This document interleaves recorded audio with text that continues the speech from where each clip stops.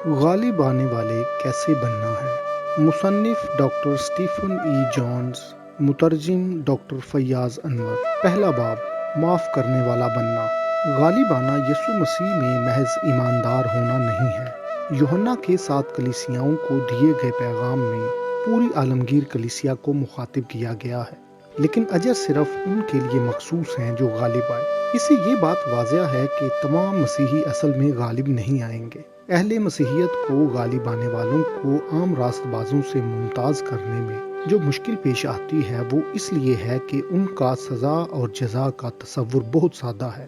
عام طور پر یہ مانا جاتا ہے کہ ناراستوں کو جہنم کی سزا دی جائے گی، جبکہ تمام راست باز ہمیشہ کی زندگی حاصل کریں گے۔ اس میں الہی عمومیت کی ایک مثال نظر آتی ہے، جہاں سب لوگوں کے ساتھ محض اس وجہ سے یکساں سلوک کیا جائے گا کہ کیا وہ یسوع مسیح پر یقین رکھتے ہیں کہ نہیں۔ لیکن یسوع نے لوکا کی انجیل کے 19ویں باب میں اس بات کو واضح کیا۔ کچھ ایمانداروں کو 5 شہروں یا 10 شہروں پر اختیار دیا جائے گا۔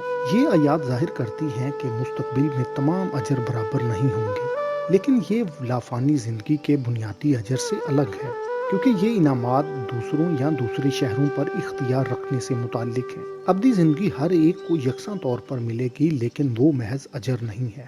اس سوال کو بھی بہت کم سمجھا جاتا ہے کہ پھر ایک شخص کو کب ابدی زندگی کا انعام ملے گا۔ اس بات سے میرا ہرگز یہ مطلب نہیں کہ اس بحث میں پڑا جائے کہ کوئی شخص اپنی موت کے وقت ابدی زندگی حاصل کرتا ہے یا مستقبل میں ہونے والی قیامت پر۔ سب سے اہم سوال یہ ہے کہ کیا وہ پہلی قیامت میں جی اٹھے گا یا دوسری قیامت میں۔ پہلی قیامت ان لوگوں پر مشتمل ہوگی جنہیں اختیار کے درجات کے لیے بلایا جائے گا۔ مکاشفہ کی کتاب کے 20ویں باب کی 4 سے 6 آیات میں لکھا ہے، وہ زندہ ہو کر 1000 برس تک مسیح کے ساتھ بادشاہی کرتے رہے، اور جب تک یہ 1000 برس پورے نہ ہو لیے باقی مردے زندہ نہ ہوئے۔ پہلی قیامت یہی ہے۔ مبارک اور مقدس وہ ہے جو پہلی قیامت میں شریک ہو۔ ایسوں پر دوسری موت کا کچھ اختیار نہیں، بلکہ وہ خدا اور مسیح کے کہن ہوں گے اور اس کے ساتھ 1000 برس تک بادشاہی کریں گے۔ پہلی قیامت میں ہر ایک کو شامل نہیں کیا جائے گا، کیونکہ یہ آیات باقی مردوں کے بارے میں بات کرتی ہیں جو 1000 برس تک مردوں میں سے زندہ نہیں ہوں گے۔ یوں یہ پہلی قیامت کو محدود کر دیتا ہے، تاہم دوسری قیامت میں تمام مردے شامل ہوں گے، یعنی باقی مردے۔ یسوع نے یوحنا کی انجیل کے 5ویں باب کی 28ویں سے 29ویں آیات میں اس قیامت کے بارے میں بات کی۔ اس سے تعجب نہ کرو، کیونکہ وہ وقت آتا ہے کہ جتنے قبروں میں ہیں اس کی آواز سن کر نکلیں گے، جنہوں نے نیکی کی ہے زندگی کی قیامت کے واسطے، اور جنہوں نے بدی کی ہے سزا کی قیامت کے واسطے۔ جس قیامت کے بارے میں یسوع نے یہاں بات کی وہ دوسری قیامت ہے، جس میں جتنے قبروں میں ہیں سب زندہ کیے جائیں گے۔ 29ویں آیت میں یسوع واضح کرتا ہے کہ اس قیامت میں راست باز اور بے ایمان دونوں شامل ہوں گے، کیونکہ کچھ کو زندگی ملے گی جبکہ دوسروں کی عدالت کی جائے گی۔ یوں ہم یہ نتیجہ اخذ کر سکتے ہیں کہ پہلی قیامت میں صرف غالب آنے والے شامل ہوں گے، نہ کہ تمام نامی مسیحی اور راست باز۔ دوسری قیامت میں راست باز اور ناراست دونوں ہی شامل ہوں گے، جو ایک ہی وقت میں اپنا اپنا اجر حاصل کریں گے۔ یہ یسوع کی لوکا کی انجیل کے 12ویں باب کی 46ویں آیت میں دی گئی تعلیم سے مطابقت رکھتا ہے، جہاں وہ کہتا ہے کہ خدا کے کچھ نوکروں کو بے ایمانوں کے ساتھ اجر ملے گا۔ مردے آخری نرسنگے کے پھونکے جانے پر زندہ کیے جائیں گے۔ اس بات کی تصدیق موسیٰ نے بھی کی، جس نے پیشنگوئی کی کہ جماعت کو 2 چاندی کے نرسنگے پھونک کر خدا کے حضور حاضر کیا جائے، لیکن لوگوں کے سرداروں کو بلانے کے لیے صرف ایک ہی نرسنگا پھونکا جائے جو ان پر اختیار رکھتے تھے۔ چونکہ آخری نرسنگا بطور واحد اصطلاح استعمال کیا گیا ہے، ہم دیکھ سکتے ہیں کہ پولوس پہلی قیامت کے بارے میں بات کر رہا تھا، جس میں صرف ان لوگوں کو بلایا جائے گا جو لوگوں کے سردار یعنی غالب آنے والے ہوں گے۔ یہ وہ بہتر قیامت ہے جسے ایماندار لوگ حاصل کرنے کی کوشش کر رہے ہیں۔ 2 قیامتوں کے درمیان فرق اس سوال کو جنم دیتا ہے کہ کون سا عمل کسی کو غالب آنے والا بنا دیتا ہے۔ کیا کسی شخص کے سر کو لازمی قلم کیا جانا چاہیے، جیسا کہ ہم مکاشفہ کی کتاب کے 20ویں باب کی 4 آیت میں پڑھتے ہیں؟ کیا کسی شخص کو غالب آنے والا بننے کے لیے لازماً شہید ہونا پڑے گا، جیسا کہ بہت سے مرد ایمان نے کیا، جن کا ذکر عبرانیوں کے خط کے 11ویں باب میں کیا گیا ہے؟ کئی لوگ صدیوں سے ایسا ہی مانتے آ رہے ہیں۔ اس کا سادہ سا جواب یہ ہے، اولاً غالب آنے والوں کو لازماً اپنا سر قلم کرانا چاہیے، لیکن لازمی نہیں کہ یہ جسمانی سر ہی ہو۔ خدا ہمارے جسمانی سر سے زیادہ ہمارے ذہنوں کو مسیح کی عقل سے تربتر کرنا چاہتا ہے۔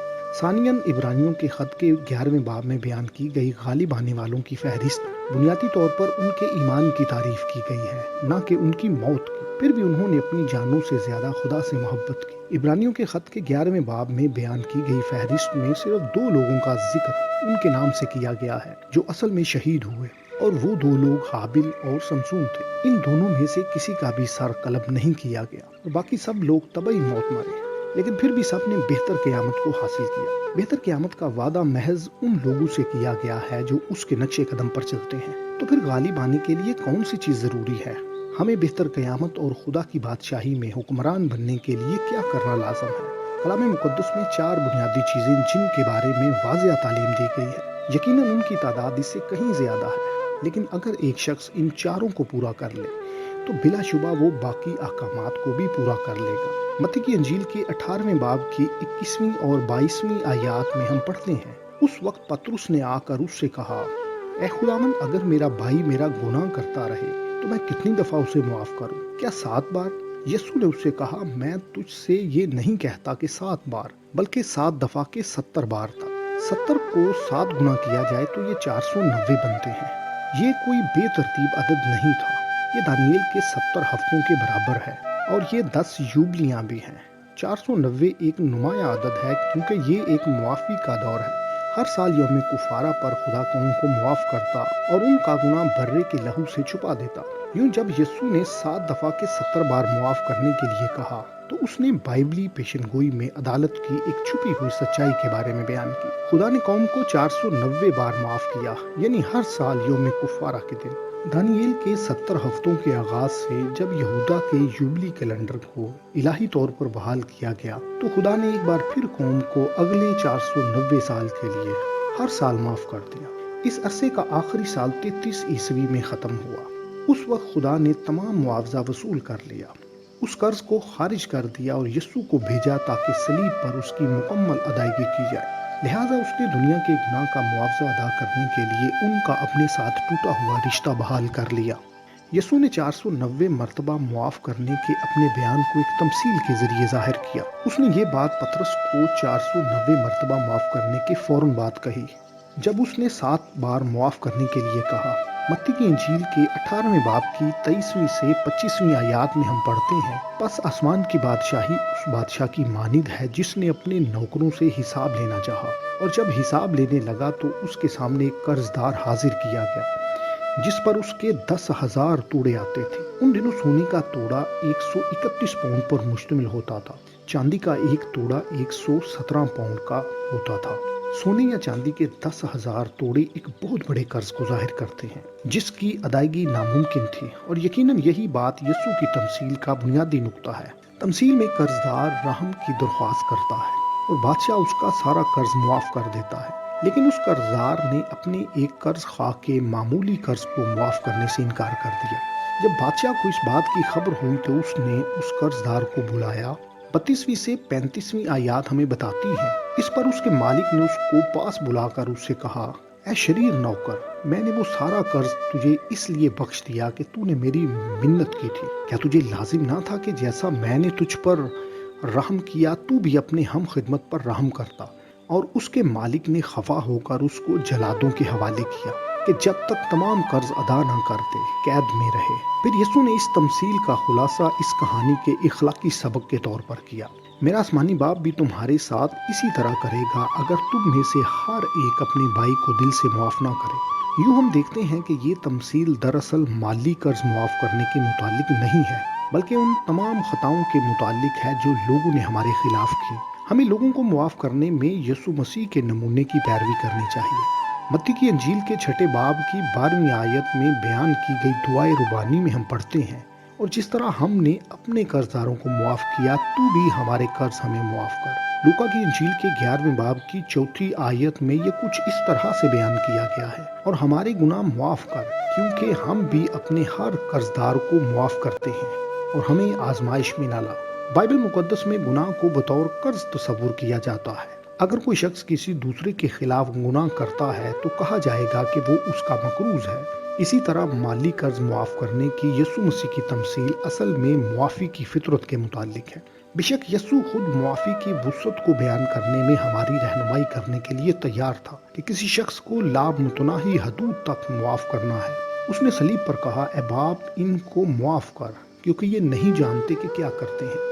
مسیحیوں کو اکثر ان لوگوں کو معاف کرنے میں دشواری کا سامنا کرنا پڑتا ہے جنہوں نے ان کے خلاف گناہ کیا۔ کچھ لوگوں کے ساتھ دوسروں نے واقعی بے رحمی کا سلوک کیا ہوتا ہے۔ اسے کچھ فرق نہیں پڑتا کہ انہوں نے معمولی الفاظ سے دوسروں کو گھائل کیا یا جسمانی زیادتی کا شکار بنایا۔ ہماری اس تحریر کا ہرگز یہ مطلب نہیں کہ اس قسم کے جذباتی یا جسمانی صدمے کو نظر انداز کرنے کی کوشش کی جائے جس کا سامنا مسیحی لوگ کرتے ہیں۔ یہ بات قابل شبہ ہے کہ ان سطور کو پڑھنے والے کسی بھی شخص نے اس قسم کی زیادتی کا سامنا نہیں کیا ہوگا جن زیادتیوں کو یسوع نے صلیب پر سہا۔ ہمارے ساتھ جتنی بھی زیادتی ہوئی وہ اس سے کم ہے جس کا یسوع نے سامنا کیا، لیکن پھر بھی اس نے معاف کر دیا۔ کچھ لوگوں کو غیر معمولی طور پر معاف کرنے کے لیے بلایا گیا ہے، تاہم یہ ہر ایک کے حالات پر منحصر ہے۔ ابتدائی کلیسیا میں بہت سے لوگوں کو رومی جلادوں، شمشیر بازوں اور شیروں کے ذریعے دردناک طریقے سے شہید کر دیا گیا۔ کچھ لوگوں کو زندہ جلا دیا گیا اور کچھ کو کوئلوں کے بستر پر ڈال دیا گیا اور وہ ان پر پڑے پڑے خاکستر ہو گئے۔ ہمیں اپنی زندگی میں جیسے حالات کا سامنا کرنا پڑتا ہے وہ غالب آنے کی راہ میں رکاوٹ ہو سکتے ہیں۔ رکاوٹ کو معافی کی قدرت کے علاوہ کسی بھی طریقے سے دور نہیں کیا جا سکتا۔ دراصل غالب آنے والا وہ ہوتا ہے جو کسی چیز پر غلبہ حاصل کر لیتا ہے۔ کسی چیز پر غلبہ حاصل کیے بغیر وہ کیسے غالب آ سکتا ہے؟ معافی کی قدرت کو استعمال کرنے کا صرف ایک ہی طریقہ ہے کہ معاف کرنے کے لیے کچھ ہو۔ معاف کرنے کے لیے کسی کو بھی لازماً زیادتی کا شکار ہونا پڑے گا۔ کسی کو بھی بھلائی کے کام کو معاف کرنے کے لیے نہیں بلایا گیا۔ در حقیقت بائبلی شریعت میں صرف زیادتی کے شکار شخص کو ہی معاف کرنے کا حق حاصل ہوتا ہے۔ بائبل کا منصف کسی بھی شخص کے خلاف ہوئے گناہ کو معاف نہیں کر سکتا۔ وہ صرف اس بات کا تعین کرنے کا اختیار رکھتا ہے کہ زیادتی کے شکار کو کتنا معاوضہ ادا کیا جانا چاہیے۔ اس کے بعد متاثرہ شخص کو حق حاصل ہوتا ہے کہ وہ اپنے معاوضے کا تقاضا کرے یا اسے مکمل طور پر معاف کر دے۔ یہ صرف متاثرہ شخص کا حق ہوتا تھا، لیکن ہم دیکھتے ہیں کہ یسوع نے اپنے خلاف جھوٹے فیصلے اور صلیب پر ہولناک زیادتی کا شکار ہونے کے بعد بھی اپنے معافی کے حق کو استعمال کیا۔ وہ دنیا کی عدالت کرے گا لیکن آخر میں اس کی عدالت معافی کا سبب ہوگی۔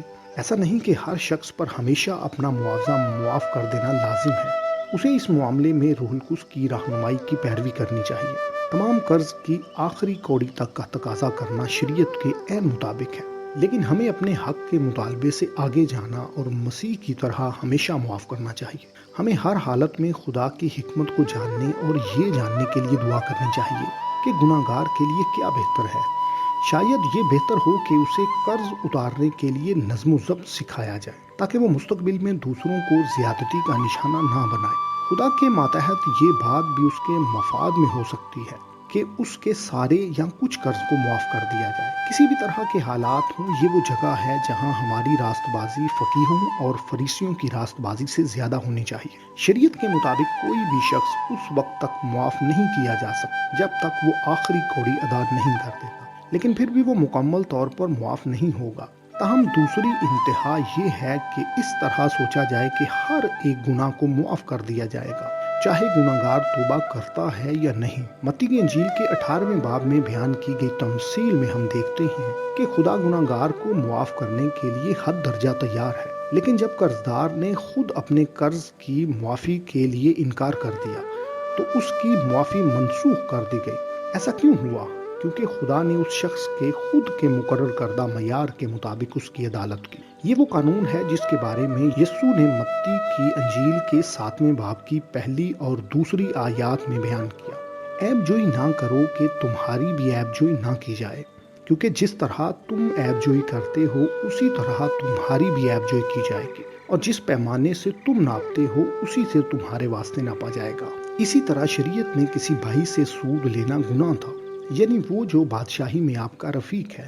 تاہم اس سے اگلی آیات ہمیں بتاتی ہیں کہ پردیسی سے سود لینا جائز تھا، یعنی اس سے جو کسی اور شریعت کو مانتا ہے اور اس کے مطابق سود لینے میں کوئی حرج نہیں۔ اس شخص سے اس کے اپنے معیار کے مطابق برتاؤ کیا جاتا ہے۔ عام طور پر یہ فضل اور برکات کا اصول ہے۔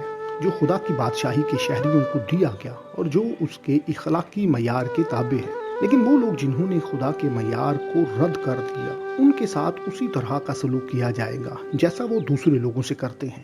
اسی طرح متی کی انجیل کے 18ویں باب میں بیان کیا گیا قرض دار خدا کی شریعت کی برکات کا مستحق نہیں تھا اور اس کے ساتھ اس کے اپنے مقرر کردہ معیار کے مطابق سلوک کیا گیا۔ اکثر اس اصول کو مذہبی گروہوں نے ان لوگوں کے متعلق غلط استعمال کیا جو ان کے مخصوص فرقے یا تنظیم کے رکن نہیں تھے۔ کچھ لوگوں نے ان کو غیر قوم کہنا شروع کر دیا جو ان کے فرقے سے تعلق نہیں رکھتے تھے، تاکہ وہ ان پر تشدد کرنے اور ان کا حق سلب کرنے کا جواز حاصل کر سکے۔ لیکن کسی بھی شخص کے لیے صرف اتنا کافی ہے کہ وہ یسوع پر ایمان لانے کے وسیلے راست باز ہوا ہے، اور جس کا ایمان ہے کہ وہ گناہ کی قربانی کے لیے صلیب پر چڑھا اور ہمارے لیے مردوں میں سے جی اٹھا ہے۔ ایسا شخص بادشاہی کا شہری ہے۔ خدا کی بادشاہی کا شہری ہونے کے لیے کسی مخصوص مذہب یا فرقے سے تعلق ہونا ضروری نہیں۔ عدالت میں جانبداری کے خلاف قوانین موجود ہیں۔ پردیسیوں یہاں تک کہ غیر ایمانداروں کے ساتھ بھی ظلم کرنے کے خلاف قوانین موجود ہیں۔ یہ قوانین سود سے متعلق اس دوہرے معیار میں توازن قائم کریں گے اور اس کے اطلاق کی حدود کو مناسب طریقے سے محدود کریں گے۔ اسی طرح ہم متی کی انجیل کے 18ویں باب میں معافی کی حدود کے بارے میں بھی سیکھتے ہیں۔ معافی دو سطحوں پر لاگو ہوتی ہے، شخصی اور عدالتی۔ شخصی سطح پر ہر شخص کو معاف کرنا چاہیے اور عداوت نہیں رکھنی چاہیے۔ عداوت قرض کی مانند ہے اور اس کی وجہ سے لوگ منفی سوچ کا شکار ہو جاتے ہیں۔ یہ صحت کے مسائل کا بھی سبب بن سکتی ہے۔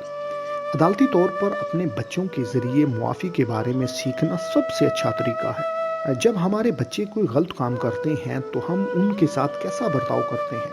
اگر ہم کسی بھی طرح کی جواب دہی کے بغیر محض ان کو معاف کر دیتے ہیں تو ہم جلد ہی انہیں یہ بات سکھا دیں گے کہ چوری کرنا یا دوسروں کو تکلیف دینا قابل قبول ہے۔ اس طرح کے رویے سے وہ اپنی آئندہ زندگی میں بڑی آسانی سے ایک مجرمانہ شخصیت بن سکتے ہیں۔ دوسری طرف اگر انہیں حد درجہ سزا دی جائے یا چیزوں کے درست ہونے کے بعد بھی انہیں معافی نہ دی جائے تو وہ تلخی اور دوسروں سے ناراض رہنے کے رویے کے ساتھ پروان چڑھیں گے۔ یہ دونوں صورتیں ہی ناانصافی کا رد عمل ہیں۔ بچے ناانصافی اور منافقت کے خلاف بغاوت کرتے ہیں جس کی جڑیں جانبداری اور دوہرا معیار ہے۔ لہٰذا ہمیں معاف کرنا سیکھنا چاہیے، یہاں تک کہ ہمیں معاف کرنے میں جلدی کرنی چاہیے۔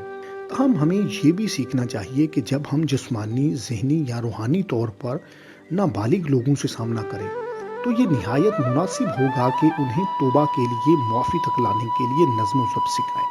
عدالت یا فیصلے کو اپنی فطرت میں اصلاحی ہونا چاہیے۔ میرا ایمان ہے کہ متی کی انجیل کے 18ویں باب میں یہ ایک بنیادی اصول ہے۔ قرض دار کو نظم و ضبط سیکھنے کی ضرورت تھی، اس لیے اسے اس وقت تک معافی نہ دی گئی جب تک وہ آخری کوڑی ادا نہیں کر دیتا۔ اگرچہ یہ تمثیل اسی اصول پر ختم ہوتی ہے، ہمیں چاہیے کہ ہم اس بات کو ذہن میں رکھیں کہ شریعت ایک یوبلی کا بندوبست کرتی ہے جس میں 49 سالوں کے اختتام پر تمام قرض منسوخ کر دیے جاتے تھے۔ بالفاظ دیگر ہمیں یہ بات سمجھنی چاہیے کہ تمثیل کے قرض دار کا تمام قرض معاف کر دیا جائے گا، چاہے اگر اس کا کچھ قرض رہتا بھی ہو۔ یسوع جو خدا کا بھرا ہے، اس نے یقیناً پوری دنیا کے گناہ کا معاوضہ ادا کر دیا۔ یہ اس حقیقت کو قائم کرتا ہے کہ خدا تمام انسانیت کو بچائے گا اور اس نے گناہ کی تمام ذمہ داری اپنے بیٹے پر ڈال دی۔ تاہم جس طریقے سے اس نے کیا، یہی ہمارا موجودہ سوال ہے۔ متی کی انجیل کے 18ویں باب میں ہم دیکھتے ہیں کہ وہ جواب دہی کے بغیر ہر ایک کو معاف نہیں کرتا۔ وہ لوگ جو اس کی قربانی پر ایمان نہیں رکھتے آخری وقت پر ہونے والی عظیم یوبلی تک جواب دہ ٹھہرائے جائیں گے۔ وہ لوگ جو محض اس پر ایمان رکھتے ہیں بادشاہی کے شہری ہیں اور وہ مردوں کی عام قیامت میں ابدی زندگی حاصل کریں گے، لیکن بادشاہی کے کاہن پہلی قیامت میں ابدی زندگی حاصل کریں گے اور اس کے ساتھ بادشاہی میں حکمرانی کریں گے۔ قرض دار کی تمثیل کا یہ اخلاقی سبق نہیں کہ راست بازوں اور ناراستوں کے درمیان فرق کیا جائے۔ یہ تمثیل ایک عام راست باز اور غالب آنے والے کے درمیان فرق کرتی ہے۔ معافی حاصل کیے گئے قرض دار کا یہ قانونی حق تھا کہ وہ اپنے پڑوسی سے اس تھوڑے سے قرض کو حاصل کرے جو اس پر واجب الادا تھا۔ اس تمثیل میں کہیں بھی اس حق کو منسوخ نہیں کیا گیا۔ اسی طرح بادشاہ کا بھی حق تھا کہ وہ اس قرض کو حاصل کرے جو قرض دار پر قابل ادا تھا۔ جو بادشاہ نے پہلے قرض دار سے اپنے معیار کے مطابق برتاؤ کیا، اگر وہ قرض دار اپنے پڑوسی کا تھوڑا سا قرض معاف نہیں کر سکتا تو بادشاہ بھی اس کے بہت بڑے قرض کو معاف نہیں کرے گا۔ میری اوائل عمری میں جب مجھے یہ تمثیل سنائی گئی تو مجھے بتایا گیا کہ اگر میں نے اپنے خلاف ہونے والے ہر ایک گناہ کو معاف نہ کیا تو میں اپنی نجات کھو دوں گا۔ یہ کہنا غیر ضروری ہوگا کہ اس بات نے مجھے مایوسی کے شدید دباؤ میں ڈال دیا، کیونکہ مجھے یہ بھی سکھایا گیا تھا کہ اگر میں اپنی نجات کھو دوں گا تو میں ہمیشہ کے لیے جہنم کی آگ میں جلتا رہوں گا۔ کسی بچے پر یہ دباؤ ڈالنا نہایت سفاکانہ ہوگا۔ میں نہیں چاہتا کہ کوئی بھی اس ذہنی اذیت کا سامنا کرے، لہٰذا میں یہ وضاحت کرتا جاؤں کہ یہ تمثیل ہمارے بچائے جانے یا ایمان سے راست باز ٹھہرائے جانے کے سوال کا حل نہیں کرتی۔ یہ غالبانی کے متعلق ہے۔ راست باز ٹھہرایا جانا اسرائیلی عید کی تصویر کشی کرتا ہے جسے فسح کہا جاتا ہے، جہاں لوگ برے کے خون سے راست باز ٹھہرائے گئے۔ تاہم یہ تمثیل ایک دوسری اسرائیلی عید کا بھی احاطہ کرتی ہے جسے یوبلی کہا جاتا ہے، جو فسح سے 6 مہینے بعد ہوتی تھی۔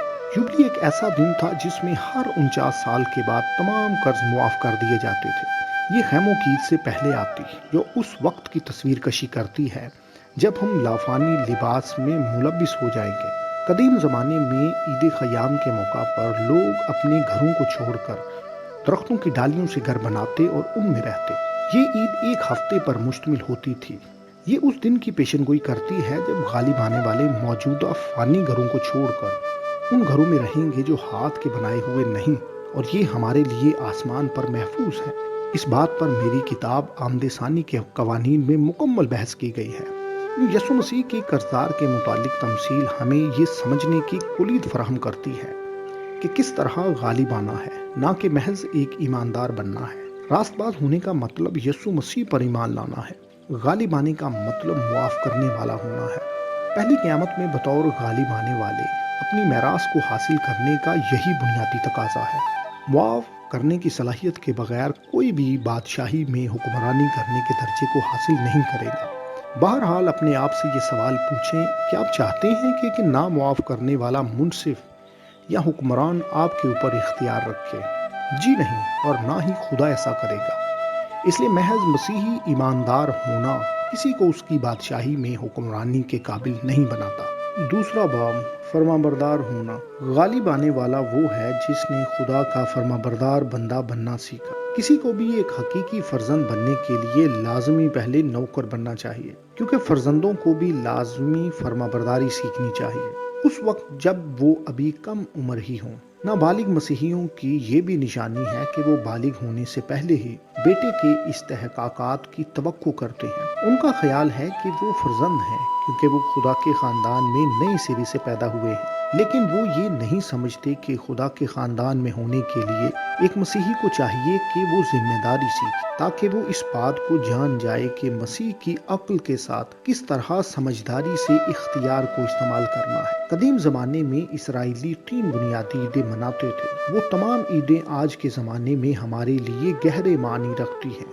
وہ 3 عیدیں عید فصح، پینتیکست اور عید خیام تھیں۔ عید فصح اس دن کی یاد میں منائی جاتی جب خدا نے اسرائیل کو ملک مصر سے رہائی بخشی۔ یہ وہ دن تھا جب موسیٰ نے بنی اسرائیل کو وعدے کی سرزمین کی طرف لے جانا شروع کیا۔ بحر کلزم کو پار کرنے کے بعد موسیٰ انہیں کوہ سینا نامی ایک جگہ پر لے گیا جہاں خدا نے انہیں 10 احکامات دیے۔ اس دن کو پینتیکست کی عید کے طور پر منایا جانے لگا۔ خدا کی طرف سے شریعت ملنے کے 1 سال بعد اسرائیلیوں نے کوہ سینا کو چھوڑ دیا اور کنعان کی سرزمین کی طرف بڑھنا شروع کر دیا، جس کا خدا نے بطور میراث ان سے وعدہ کیا تھا۔ جب لوگ وہاں پہنچے تو انہوں نے 12 آدمیوں کو ملک کی جاسوسی کرنے کے لیے بھیجا۔ وہ جاسوس 40 دن کے بعد واپس آئے اور انہیں اپنی خبر دی۔ انہوں نے کہا کہ وہ زمین بہت اچھی اور زرخیز ہے، لیکن وہاں پہلے سے ہی بہت سے لوگ آباد ہیں اور ان میں سے کچھ جبار بھی ہیں۔ لوگوں کا ایمان جاتا رہا اور انہوں نے خدا پر ایمان نہ رکھا جو اس ملک کو فتح کرنے میں ان کی مدد کر سکتا تھا۔ یوں خدا نے انہیں یشوع کی قیادت میں وعدے کی سرزمین میں داخل ہونے سے پہلے 38 سالوں کے لیے بیابان میں واپس بھیج دیا۔ اصل نقطہ یہ ہے کہ اگر اسرائیلی اپنے مقررہ وقت پر وعدے کی سرزمین کے وارث ہوتے تو وہ عید خیام کے پہلے دن وعدے کی سرزمین میں داخل ہوتے، لیکن اس کی بجائے انہوں نے انکار کیا اور وہ ساری نسل اپنی میراث حاصل کیے بغیر بیابان میں مر گئی۔ تاہم وہ ہر سال اس دن کی یاد میں عید خیام مناتے۔ ہمارے لیے اس کا مطلب ہم یسوع کی صلیبی موت کی وساطت سے اپنی غلامی سے آزاد ہوئے ہیں۔ وہ کلیسیا کو ان کی الہی میراث یعنی ان کے وعدے کی سرزمین میں لانے کے لیے عید فصح کے موقع پر قربان ہوا، لیکن یہ صرف اس سفر کا آغاز تھا۔ 7 ہفتوں کے بعد پینتیکوست کے دن کلیسیا کو روح القدس دیا گیا۔ یہ پینتیکوست کی حقیقی تکمیل تھی، یہاں تک کہ یسوع کی صلیبی موت فصح کی حقیقی تکمیل تھی، لیکن پینتیکوست آخری عید نہیں تھی جو پوری ہونی تھی۔ تیسری بڑی عید خیموں کی عید تھی جو ہماری وعدے کی سرزمین کی نمائندگی کرتی ہے۔ یہ کسی شخص کے آسمان پر جانے کے بارے میں بیان نہیں کرتی، اگرچہ آسمان ہماری میراث، لیکن ہماری حقیقی میراث جلالی بدن ہے، وہ خیمہ جو ہمیں لافانی لباس سے ملبس کرے گا۔ آپ نے دیکھا کہ جب آدم نے ابتدا میں گناہ کیا تو اس نے اس جلالی بدن کو کھو دیا۔ انسانی جسم زمین کی خاک سے بنایا گیا، یہ ہماری زمینی میراث ہے۔ خدا چاہتا ہے کہ وہ اپنے جلال کو زمین پر بھی ظاہر کرے جیسے یہ آسمان پر ظاہر ہوتا ہے۔ اس کا یہ مقصد اس وقت تک پورا نہیں ہوگا جب تک اس کا جلال زمین کو ڈھانپ نہیں لیتا۔ جس طرح پانی سمندر کو ڈھانپے ہوئے ہے، اس کا ارادہ اس خاک کو برباد کرنا نہیں بلکہ اسے اپنے جلال سے معمور کرنا ہے۔ یسوع مسیح نے واضح کیا اور اس کو اپنی ذات میں ثابت بھی کیا جب پہاڑ پر اس کی صورت بدل گئی۔ اولاً غالب آنے والا وہ ہے جو مصر سے وعدے کی سرزمین کی طرف سفر کرتا ہے۔ ایسا کرنے کے لیے اسے لازمی پہلے مصر کو چھوڑنا پڑے گا، یعنی وہ یسوع مسیح خدا کے برے پر ایمان لانے کے وسیلے فصح کا تجربہ کرتا ہے۔ نئے عہد نامے میں اسے راست بازی کہا گیا ہے۔ ثانیاً وہ روح القدس سے معمور ہو کر پینتیکوست کا تجربہ کرتا ہے۔ یہ ایک الگ تجربہ ہے اور یہ اس عمل کو شروع کرتا ہے جسے پاکیزگی کہا جاتا ہے۔ اس کا مطلب ہے کہ ہمیں اس الہی خدمت کے لیے الگ کیا گیا ہے جو ہم شروع سے کرتے ہیں۔ ہم روح القدس کی رہنمائی میں فرما برداری سیکھنا شروع کرتے ہیں۔ جیسا ایک شخص جو روح القدس کی رہنمائی میں چلنا سیکھتا ہے تو وہ خدا کی آواز کو سننا اور اس کی فرما برداری کرنا سیکھتا ہے۔ اگر وہ شخص بطور ایک وفادار خادم اہل ہے تو پھر وہ تیسری اور آخری عید کے لیے بھی اہل ہے جس میں اسے غیر فانی لباس سے ملبس کیا جائے گا۔ ہر ایک راست باز کو آخر کار یہ بدن ملے گا، لیکن ہر کوئی اسے پہلی قیامت پر حاصل نہیں کرے گا۔ زیادہ تر کو دوسری قیامت کا انتظار کرنا پڑے گا جس کا ذکر پہلے باب معاف کرنے والا بننا میں کیا گیا ہے۔ اس کی سادہ حقیقت یہ ہے کہ پینتیکوست کے دور کی کلیسیا نے گزشتہ 2000 سالوں سے موسیٰ کے تحت اسرائیل یعنی بیابانی کلیسیا کی پیروی۔ اس وجہ سے بہت سے ایماندار یشوع اور کالب کی طرح غالب آنے والے نہیں ہیں۔ شریعت اور فرما برداری، راست بازی صرف ایمان سے ہے، لیکن جب کوئی شخص ایک بار راست باز ہو کر نجات حاصل کر لیتا اور نئے سرے سے پیدا ہو جاتا ہے تو خدا اس راست باز کو فرما برداری سکھانا شروع کر دیتا ہے۔ کوئی بھی شخص شریعت کے وسیلے یا اس کی اطاعت سے راست باز نہیں بن سکتا۔ ایک حقیقی پینتیکوست خلاف شرع نہیں بلکہ عین شرع کے مطابق ہے۔ جب میں شریعت کی اصطلاح استعمال کرتا ہوں تو اس میں ہر وہ حکم شامل ہے جو خدا دیتا ہے، چاہے وہ حکم تحریری کلام کا حصہ ہو یا وہ براہ راست روح القدس کے وسیلے سے ملا ہو۔ ہر ایک کام جو خدا کرنے کے لیے کہتا ہے وہ شریعت ہے اور خدا چاہتا ہے کہ اس کے تمام احکامات کی اطاعت کی جائے۔ جب اسرائیلیوں نے مصر کو چھوڑا تو وہ بچائے گئے یا ایمان سے راست باز ٹھہرائے گئے۔ انہوں نے خدا کی آواز پر کان لگایا اور ایمان رکھا کہ خدا انہیں غلامی سے نکال کر اس میراث میں لے جائے گا جس کا اس نے وعدہ کیا ہے۔ یہ شریعت دیے جانے سے 50 دن پہلے کی بات ہے۔ اس نے ہم پر اس بات کو ظاہر کیا کہ راست بازی اور تقدیس شریعت سے الگ ہے۔ رومیو کے خط کے 3 باب کی 28ویں آیت میں لکھا ہے، چنانچہ ہم یہ نتیجہ نکالتے ہیں کہ انسان شریعت کے اعمال کے بغیر ایمان کے سبب سے راست باز ٹھہرتا ہے۔ ایک بار جب پولس نے اس بات کو ظاہر کر دیا کہ راست بازی شریعت کے وسیلے سے نہیں، تو پھر اس نے رومیو کے خط کے 6 باب میں تقدیس کے اصولوں کو سکھانا شروع کر دیا۔ رومیو کے خط کے 6 باب کی پہلی اور دوسری آیات میں لکھا ہے، پس ہم کیا کہیں؟ کیا گناہ کرتے رہیں تاکہ فضل زیادہ ہو؟ ہرگز نہیں۔ ہم جو گناہ کے اعتبار سے مر گئے کیوں کر اس میں آئندہ کو زندگی گزارے؟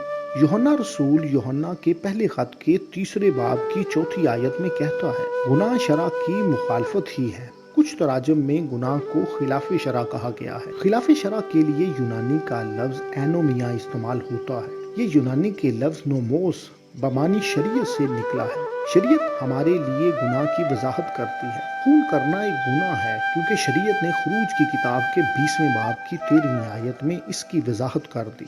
जिना करना एक गुनाह है क्योंकि शरीयत ने खुरूज की किताब के 20वें बाब की 14वीं आयत में इसके बारे में बता दिया।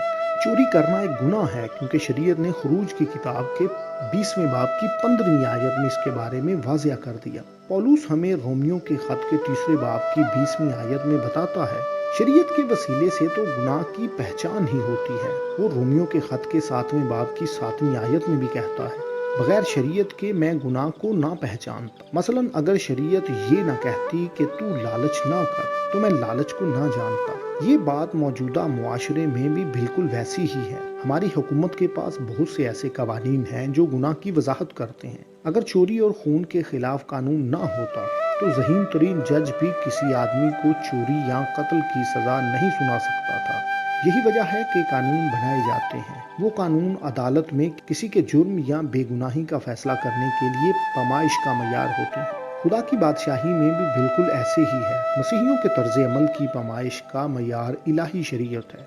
इलाही शरीयत के किसी एक कानून को तोड़ने वाला गुनहगार होता है, और हम जानते हैं कि सब लोगों ने शरीयत को तोड़ा, क्योंकि रोमियो के खत के 3 बाब की 19वीं और 23वीं आयत में लिखा है, अब हम जानते हैं कि शरीयत जो कुछ कहती है उनसे कहती है जो शरीयत के मातहत हैं, ताकि हर एक का मुंह बंद हो जाए और सारी दुनिया खुदा के नजदीक सजा के लायक ठहरे, इसलिए कि सब ने गुनाह किया और खुदा के जलाल से महरूम है। क्योंकि सब ने गुनाह किया, यूं शरीयत के जरिए किसी को भी रास्तबाज नहीं ठहराया जा सकता। शरीयत सिर्फ मुजरिमों को सजा दे सकती है, लेकिन यीशु आया और उसने पूरी दुनिया के गुनाह का कुफारा अदा कर दिया ताकि हम रास्तबाज ठहरें। शरीयत को इससे सरोकार नहीं कि कौन मुआवजा अदा करता है, इसे सिर्फ अदायगी से मतलब है। यीशु ने शरीयत के तमाम तकाज़ों को पूरा कर दिया, और इस तरह शरीयत के पास हमें कसूरवार ठहराने या हमारे गुनाहों के मुआवजे की अदायगी के लिए मजबूर करने की कोई वजह नहीं है। ये सब कुछ करने के बावजूद यीशु ने शरीयत को मनसूख नहीं किया।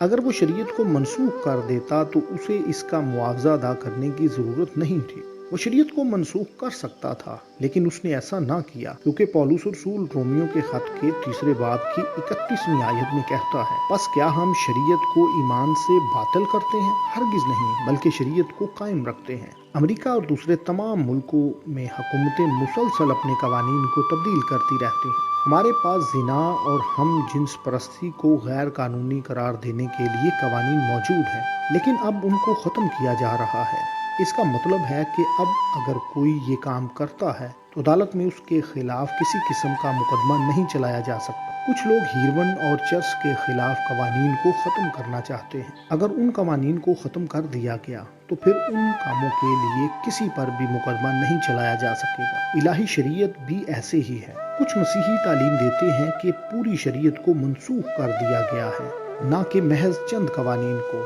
अगर ऐसे होता तो लोगों की तमाम सरगर्मियां खुदा की नज़र में दुरुस्त होती और कोई भी अमल गुनाह ना होता। यूँ खुदा के पास किसी भी शख्स और कौम की नाफरमानी की अदालत करने का कोई इख्तियार ना होता, क्योंकि किसी भी अमल को नाफरमानी और गुनाह के तौर पर वाज़िया नहीं किया जा सकता था। रोमियो के खत के 4 बाब की 15वीं आयत में लिखा है, जहाँ शरीयत नहीं वहाँ अदूले हुक्मी भी नहीं।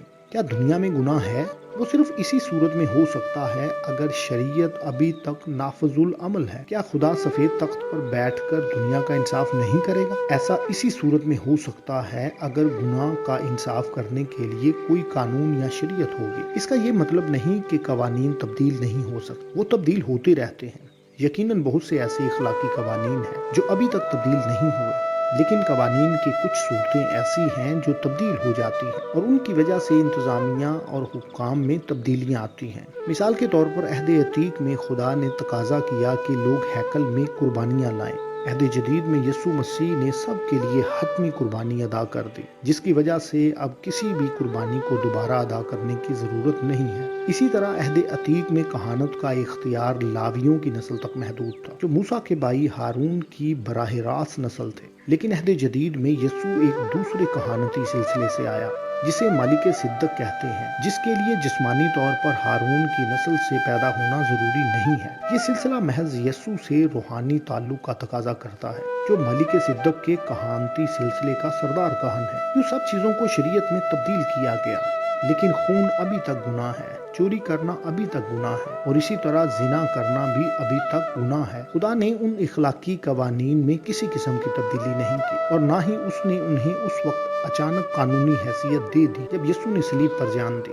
پینتیکست اور فرمانبرداری۔ رومیو کے خط کے 10ویں باب کی 17ویں آیت میں ہمیں بتایا گیا ہے، پس ایمان سننے سے پیدا ہوتا ہے۔ عہد عتیق کی عبرانی زبان میں لفظ شیما سننے یا اطاعت کرنے کے لیے استعمال ہو سکتا ہے۔ ہم اس کا ترجمہ کسی بھی طرح کر سکتے ہیں، اور یہ دونوں ہی درست ہیں۔ دوسرے لفظوں میں خدا کی آواز کو سننے کے بائبلی تصور کو اس کی اطاعت سے الگ نہیں کیا جا سکتا جو کسی نے سنا ہے۔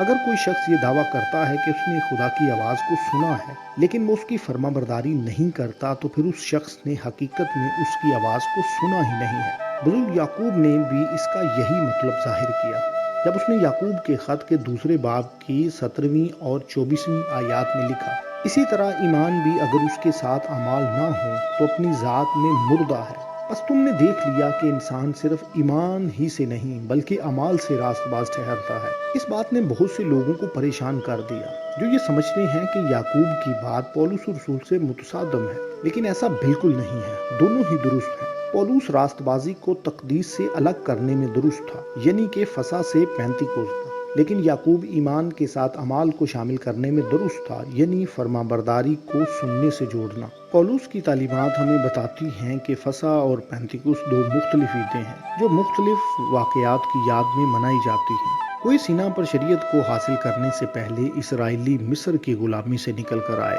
لہٰذا راست بازی ایمان سے ہے، نہ کہ شریعت کی اطاعت کرنے سے۔ یعقوب کی تعلیمات ہمیں بتاتی ہیں کہ فسح پر اسرائیلیوں کو حکم ملا کہ وہ ایک بھرا ذبح کریں اور اس کا خون اپنے گھر کے دروازوں کی چوکھٹوں پر لگائیں۔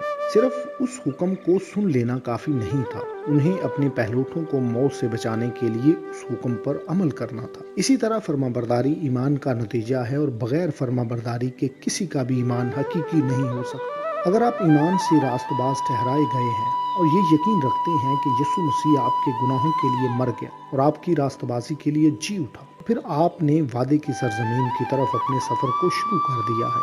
آپ نے مصر کو چھوڑ دیا ہے، وہ جگہ جہاں آپ اپنے گناہ کی غلامی میں تھے۔ اب آپ کلیسیا کا حصہ ہیں، بالکل ان کی طرح جنہوں نے فسح کے موقع پر مصر کو چھوڑا اور بیابانی کلیسیا کا حصہ بنے۔ اس کا مطلب ہے کہ اب آپ خدا کی بادشاہی کا حصہ ہیں۔ موسیٰ کے ماتحت شہریوں کو خیمہ اجتماع کے بیرونی احاطے میں داخل ہونے کی اجازت تھی۔ موسیٰ کے خیمہ اجتماع میں 3 حصے تھے: بیرونی صحن، پاک مقام اور پاک ترین مقام۔ جب آپ اپنے آپ کو خدا کا مقدس مانتے ہیں تو یہ 3 حصے جسم، جان اور روح سے مماثلت رکھتے ہیں، لیکن ہم ان 3 حصوں کو بادشاہی میں اپنے مقام کے طور پر بھی دیکھ سکتے ہیں: شہری، کاہن اور سردار کاہن کا بدن۔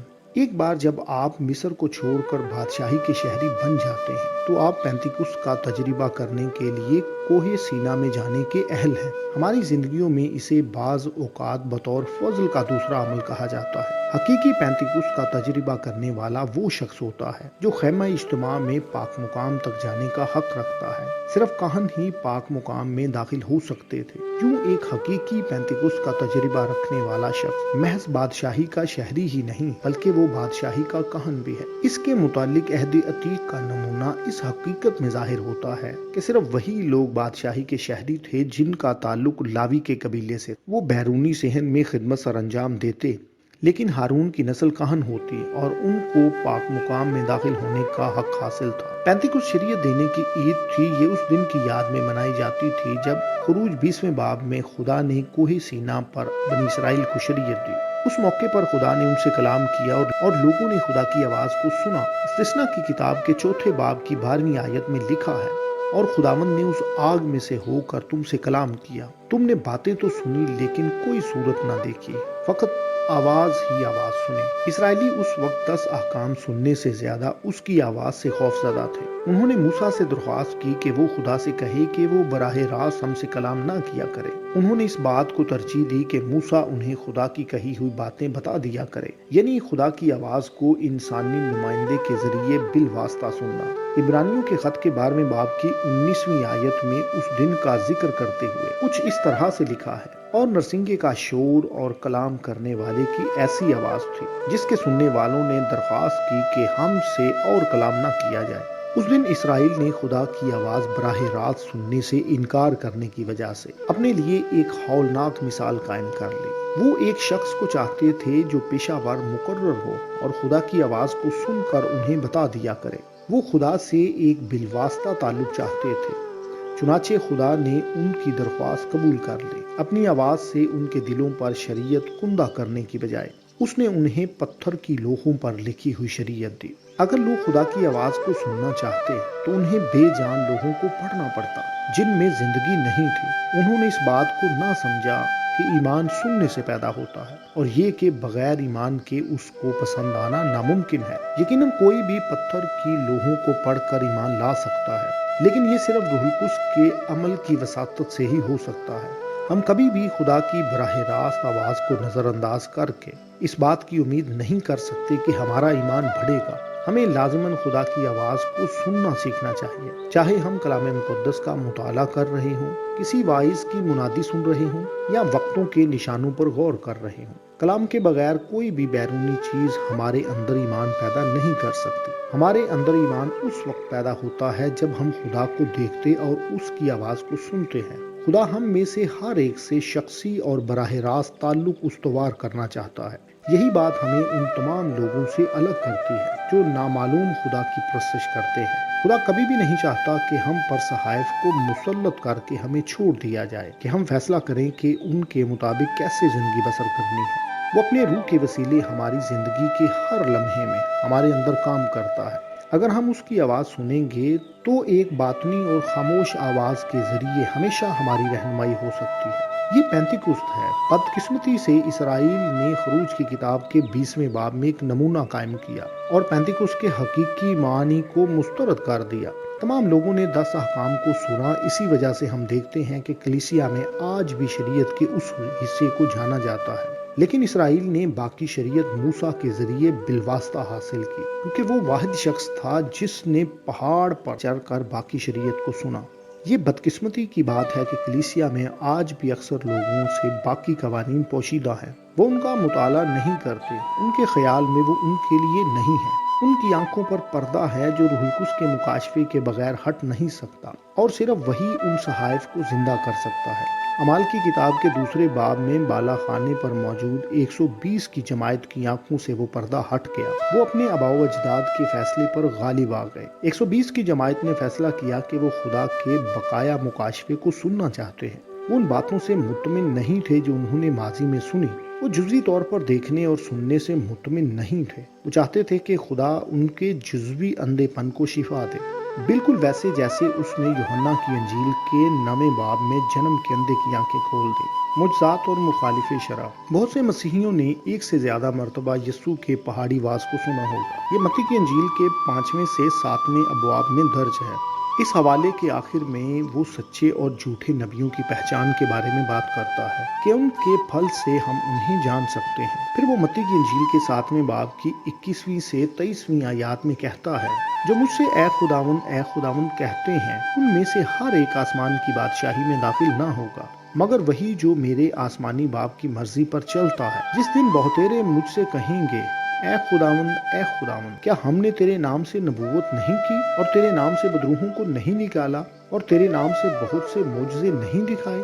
اس وقت میں ان سے صاف کہہ دوں گا کہ میری کبھی تم سے واقفیت نہ تھی۔ اے بدکاروں میرے پاس سے چلے جاؤ۔ کچھ انگریزی تراجم میں بدکاروں کا ترجمہ لا لیسنس کیا گیا ہے، جو یونانی کے لفظ اینومیا کا ترجمہ ہے۔ کنگ جیمز ورژن میں اس کا ترجمہ انیکویٹی کیا گیا ہے، جو تکنیکی اعتبار سے درست ہے۔ लेकिन ये ज्यादातर लोगों के खुदा के अहकामात को हकीर समझने के तस्वुर को वाज़ेह नहीं करता। न्यू अमेरिकन स्टैंडर्ड बाइबल ने इस लफ्ज का बड़ा माकूल तर्जुमा मुखालफे शरा यानी लॉलेसनेस किया है। इस हवाले में यीशु ईमानदारों के बारे में बात कर रहा है। दरअसल वो उन ईमानदारों के बारे में बात कर रहा था जो मुजज़ात भी कर सकते हैं। वो ऐसे लोग हैं जो किसी हद तक रूहुल कुद्स से भी मामूर है, क्योंकि हम पहले कुरिन्थियों के 12वें बाब की 3री आयत में पढ़ते हैं, और ना कोई रूहुल कुद्स के बगैर कह सकता है कि यीशु खुदावंद है। यीशु मुजज़ात से इतना मुतासिर नहीं होता जितना उस जमाने में और आजकल बहुत से लोग होते हैं। मुजज़ात अच्छे हैं और यकीनन बहुत मददगार भी हो सकते हैं, लेकिन उन्हें कभी भी गालिब आने वालों का निशान नहीं कहा गया। लिहाजा अगर आपने कभी भी मुजज़ा नहीं किया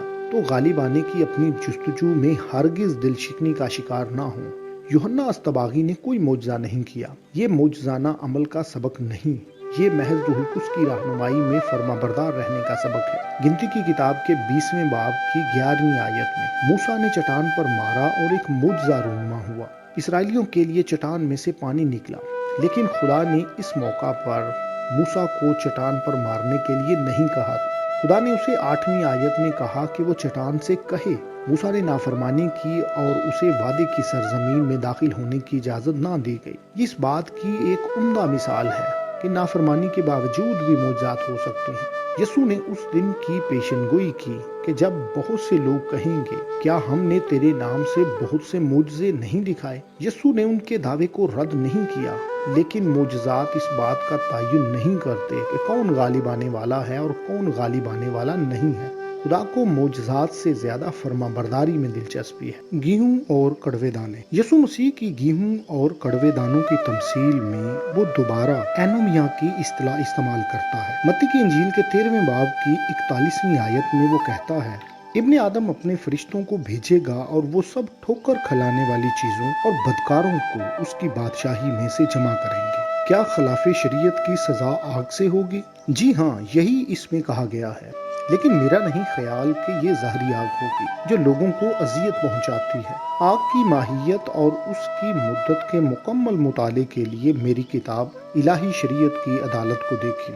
वहाँ हमने जाहिर किया कि वो आग आतशी शरीयत है जो खुदा ने इसराइल को दी। ये शरीयत की इलाही अदालत को जाहिर करता है।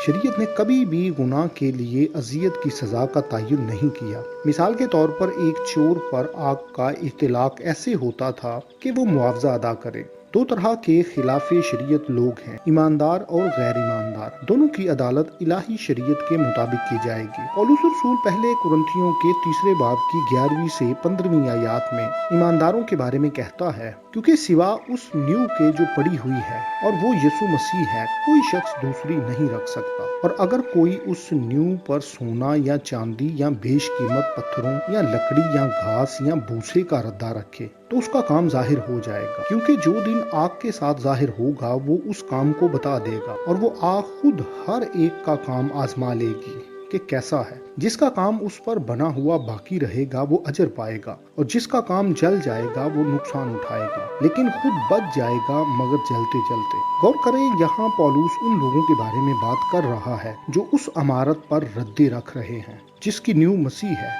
अगर मसीह उनकी जिंदगियों में बतौर बुनियाद है तो फिर वो लोग मसीही हैं। मसीह को कबूल करने के बाद मसीही ईमान और फरमाबरदारी से जो कुछ करते हैं उसको सोने, चांदी और कीमती पत्थरों से तशबीह दी गई है। लेकिन अगर उन्होंने उस इमारत पर लकड़ी, घास या भूसे के रद्दे रखे तो ये चीजें जिस्म के कामों की तस्वीर कशी करती हैं और ये उस दिन खुदा की आग से जल जाएंगी। जिसका काम उस पर बना हुआ बाकी रहेगा वो अजर पाएगा, और जिसका काम जल जाएगा वो नुकसान उठाएगा, लेकिन खुद बच जाएगा मगर जलते जलते। इससे ये बात वाज़ेह है कि रास्तबाजों को भी किसी न किसी तरीके से आग से परखा जाएगा। उनके अमाल को आतशी शरीयत के मयार के मुताबिक जांचा जाएगा। तमाम बेशरा काम आग में भस्म हो जाएंगे क्योंकि वे लकड़ी, घास और भूसे के होंगे। लिहाजा आए मत्ती की इंजील के 13वें बाब में बयान की गई गेहूं और कड़वे दानों की तमसील की तरफ वापस जाते हैं। वहाँ यीशु बदकारों और ठोकर खिलाने वाली चीजों को कड़वे दाने कहता है, यानी वो रास्तबाजों की तरह नजर आते हैं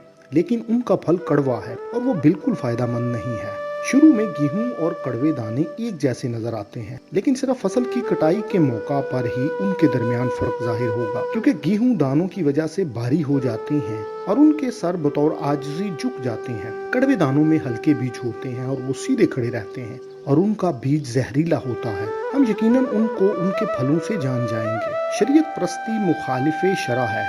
जब कभी हम कहते हैं कि मसीहियों को शरीयत के मुताबिक होना चाहिए, तो हमेशा कुछ लोग ऐसे होते हैं जो ये सोचते हैं कि इसका मतलब है कि उनको लाजमी शरीयत परस्त होना चाहिए। फकी और फरीसी शरीयत की पैरवी करते थे, लेकिन असल में वो उसे तोड़ते थे। मत्ती की इंजील के 5वें बाब में इसकी बहुत सी मिसालें दी गई हैं। शरीयत परस्ती ये है कि एक शख्स शरीयत को पढ़ता है जहाँ लिखा है तू खून न करना, लेकिन वो समझते हैं कि अपने पड़ोसी से नफरत करना ठीक है। शरीयत परस्ती ये है जहाँ एक शख्स शरीयत को पढ़ता है आंख के बदले आंख, और फिर इस बात पर जोर देते हैं कि ये हमारा मुकद्दस फरीजा है कि उन लोगों से मुकम्मल बदला लिया जाए जो उन्हें तंग करते हैं। शरीयत परस्ती ये है कि जहाँ कोई शख्स शरीयत में पढ़ता है अपने पड़ोसी से मोहब्बत रखो और फिर उसमें अपनी रिवायत डाल देते हैं। शरीयत परस्ती में एक शख्स पड़ोसी की निहायत महदूद तसरी करता है ताकि उन्हें गैर इसराइलियों से मोहब्बत न करनी पड़े। यही वजह है कि यस्सू ने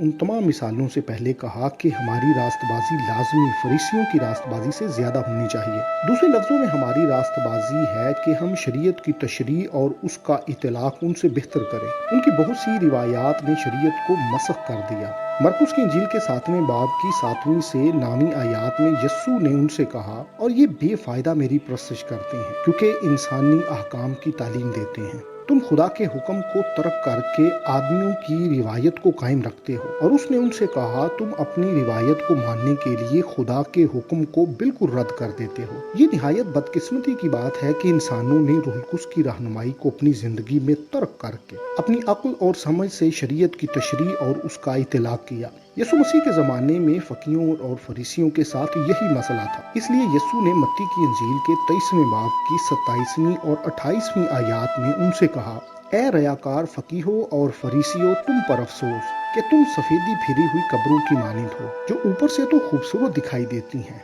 मगर अंदर मुर्दों की हड्डियों और हर तरह की नजासत से भरी हैं। इसी तरह तुम भी ज़ाहिर में तो लोगों को रास्तबाज दिखाई देते हो मगर बातन में रियाकारी और बेदीनी से भरे हो।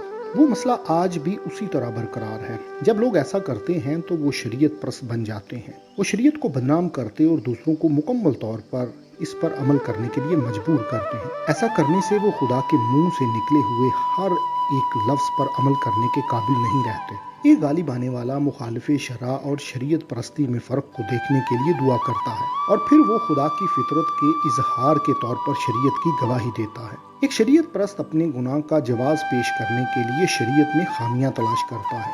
वो खुदा की मर्जी को पूरा करने में दिलचस्पी नहीं रखता बल्कि बगैर किसी जवाबदही के गुनाह करना चाहता है। इलाही मुकाशफा शरीयत में गुंजाइश मौजूद रखता है, क्योंकि अगर खुदा हर एक अमल के बारे में कानून वज़ा करता तो शरीयत की जिल्दें लामुतनाही हो सकती थी। फसा की शरीयत में इसकी एक मिसाल मिलती है। शरीयत ने कहा कि हर एक शख्स इस ईद को मनाए, लेकिन ये भी कहा कि अगर कोई शख्स नापाक हो तो वो इसे नहीं मना सकता। ऐसे भी हुआ कि एक शख्स मरा और उसके बेटों ने उसे दफन किया। लाश को छूने की वजह से वो नापाक हो गए और वो फसा मनाने के काबिल ना रहे। चुनाचे वो मूसा के पास आए और उसे पूछा कि इस सूरत में क्या किया जाए। मूसा ने इस बात को तस्लीम किया कि खुदा ने इस मामले में कोई हुक्म नहीं दिया, लिहाजा वो मजीद रहनुमाई के लिए खुदा के पास गया। खुदा ने उसे बताया कि अगर वो पहले महीने फसा ना मना सके तो वो दूसरे महीने की उसी तारीख को फसा मनाए।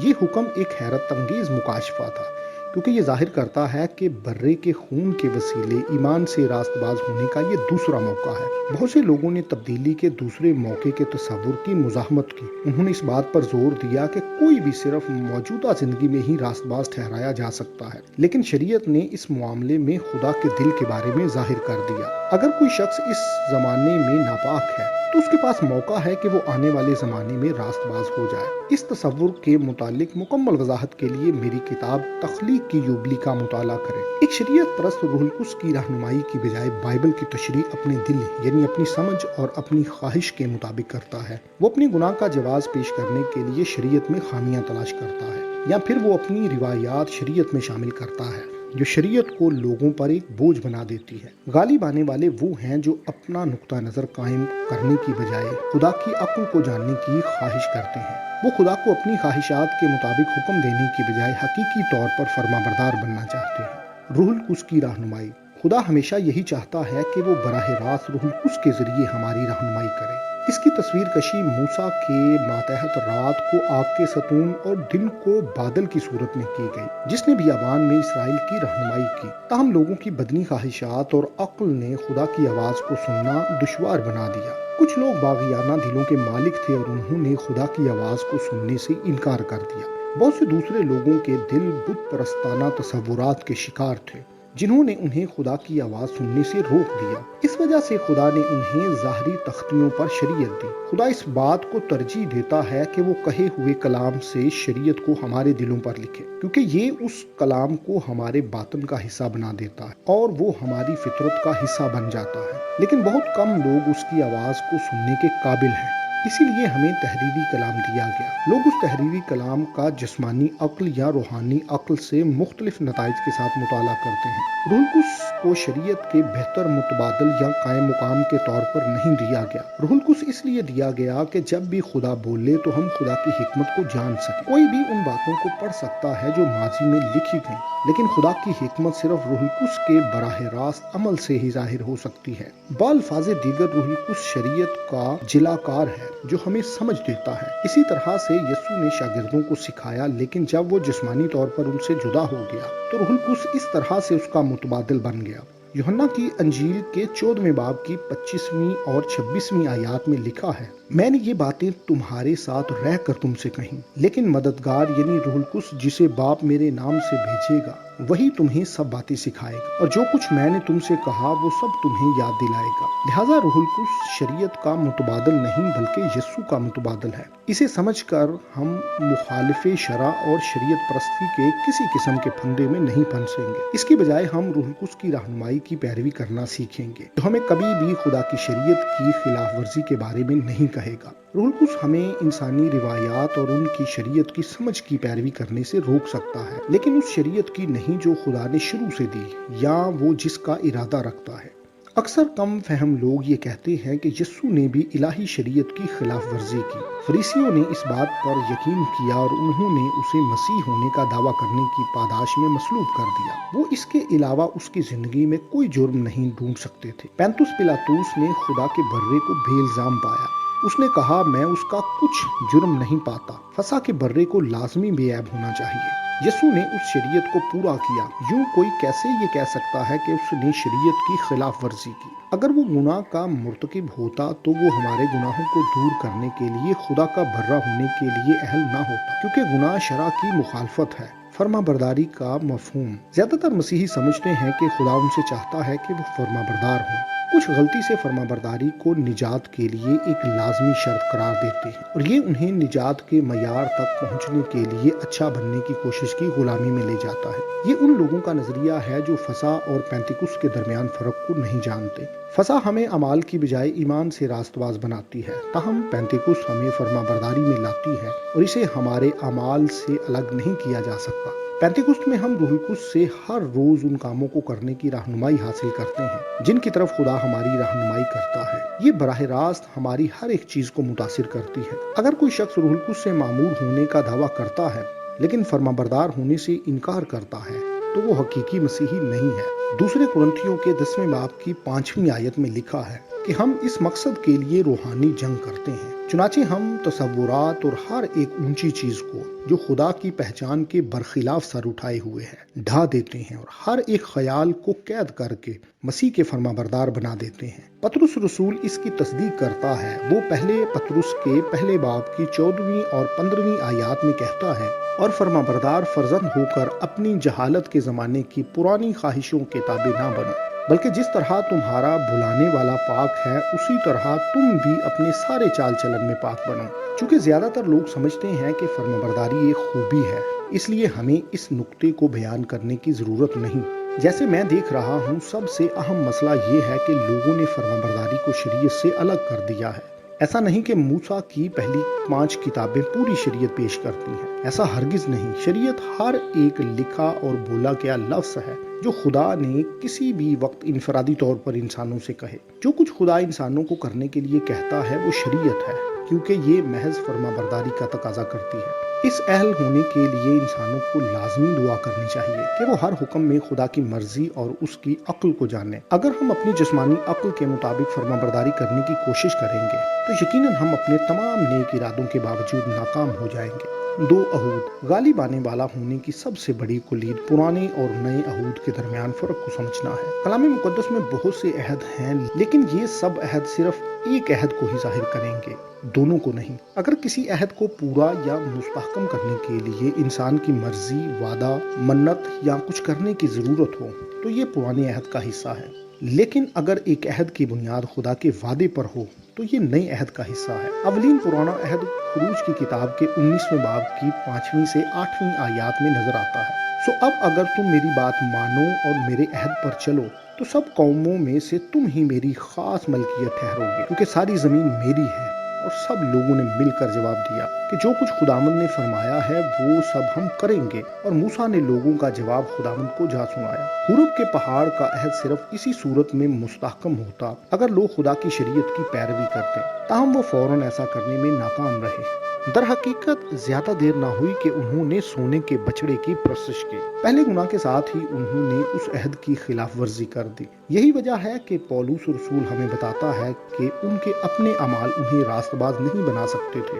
یوں ایک دوسرے عہد کی ضرورت پیش آئی جو حقیقت میں فعال ہو۔ خدا نے وہ دوسرا عہد 40 سال کے بعد مواب کے میدانوں میں موسیٰ کی موت سے آئین پہلے باندھا۔ ہم استثنا کی کتاب کے 29ویں باب کی پہلی آیت میں پڑھتے ہیں، اسرائیلیوں کے ساتھ جس عہد کے باندھنے کا حکم خدا نے موسیٰ کو حورب کے پہاڑ میں دیا، اسی کی یہ باتیں ہیں۔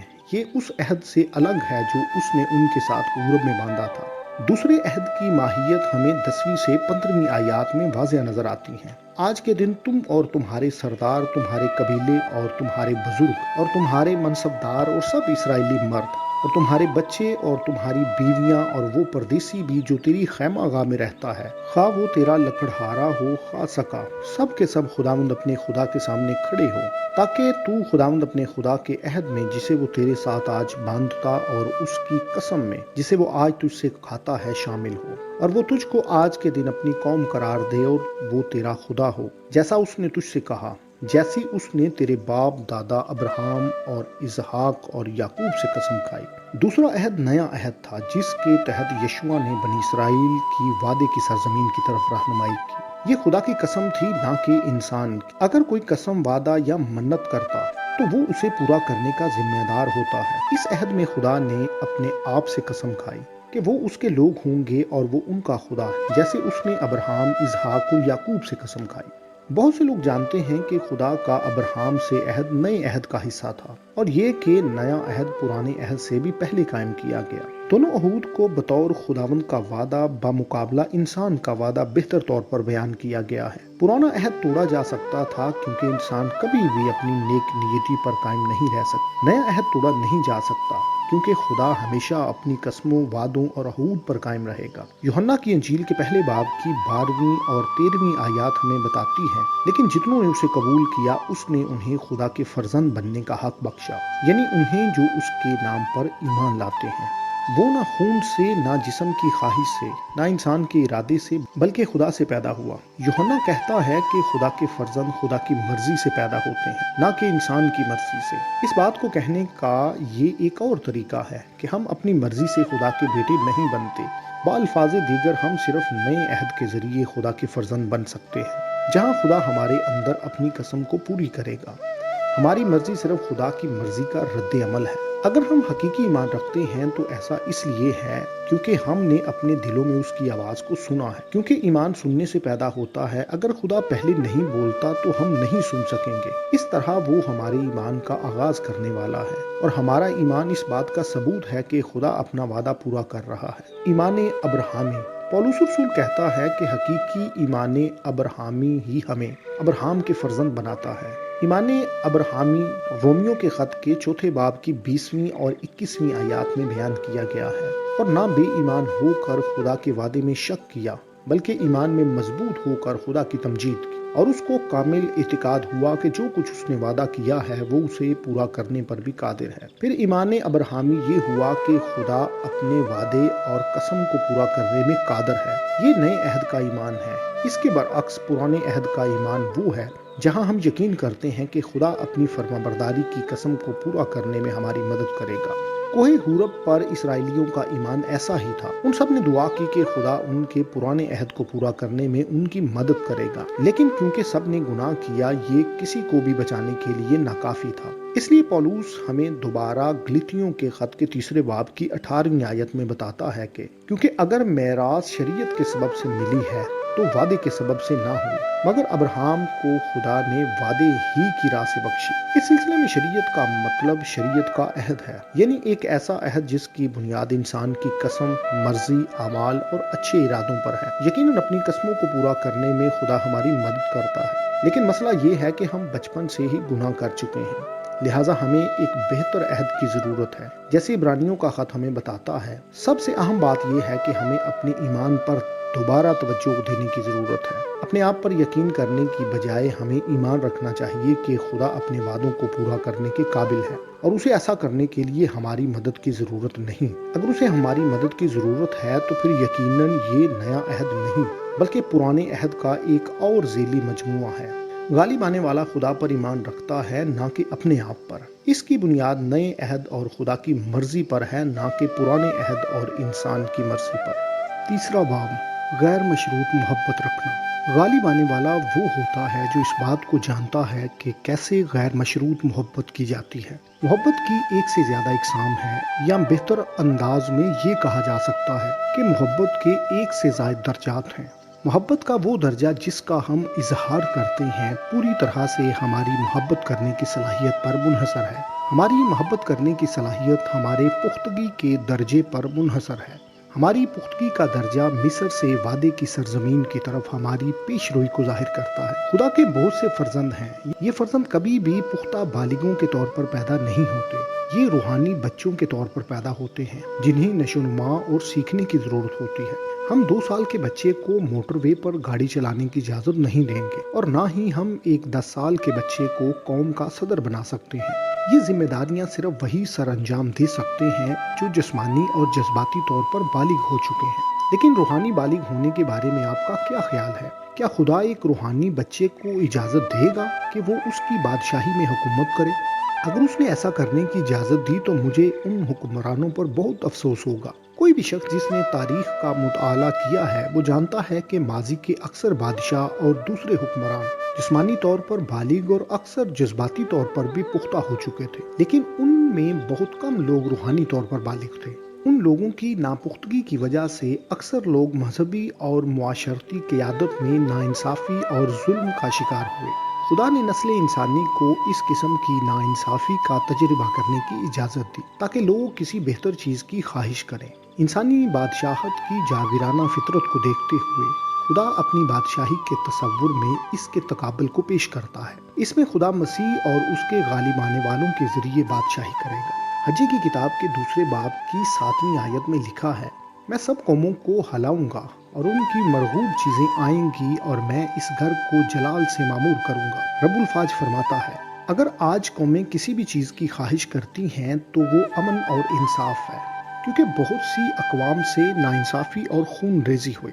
वो ऐसे रहनुमा के ख्वाहिशमंद हैं जो खौफ की बजाय मोहब्बत से उन पर हुकूमत करें। असल मसला ये है कि उनके सियासी और मजहबी रहनुमा उनसे अमन का वादा करते हैं, लेकिन वो उसे पूरा करने की अहलियत नहीं रखते। वो अमन चाहते हैं लेकिन अपनी शराइत पर। दुनिया के तमाम जालिम दुनिया में अपनी शराइत पर अमन चाहते हैं और वो उस अमन को हासिल करने के लिए दूसरी अकवाम को फतह करना चाहते हैं।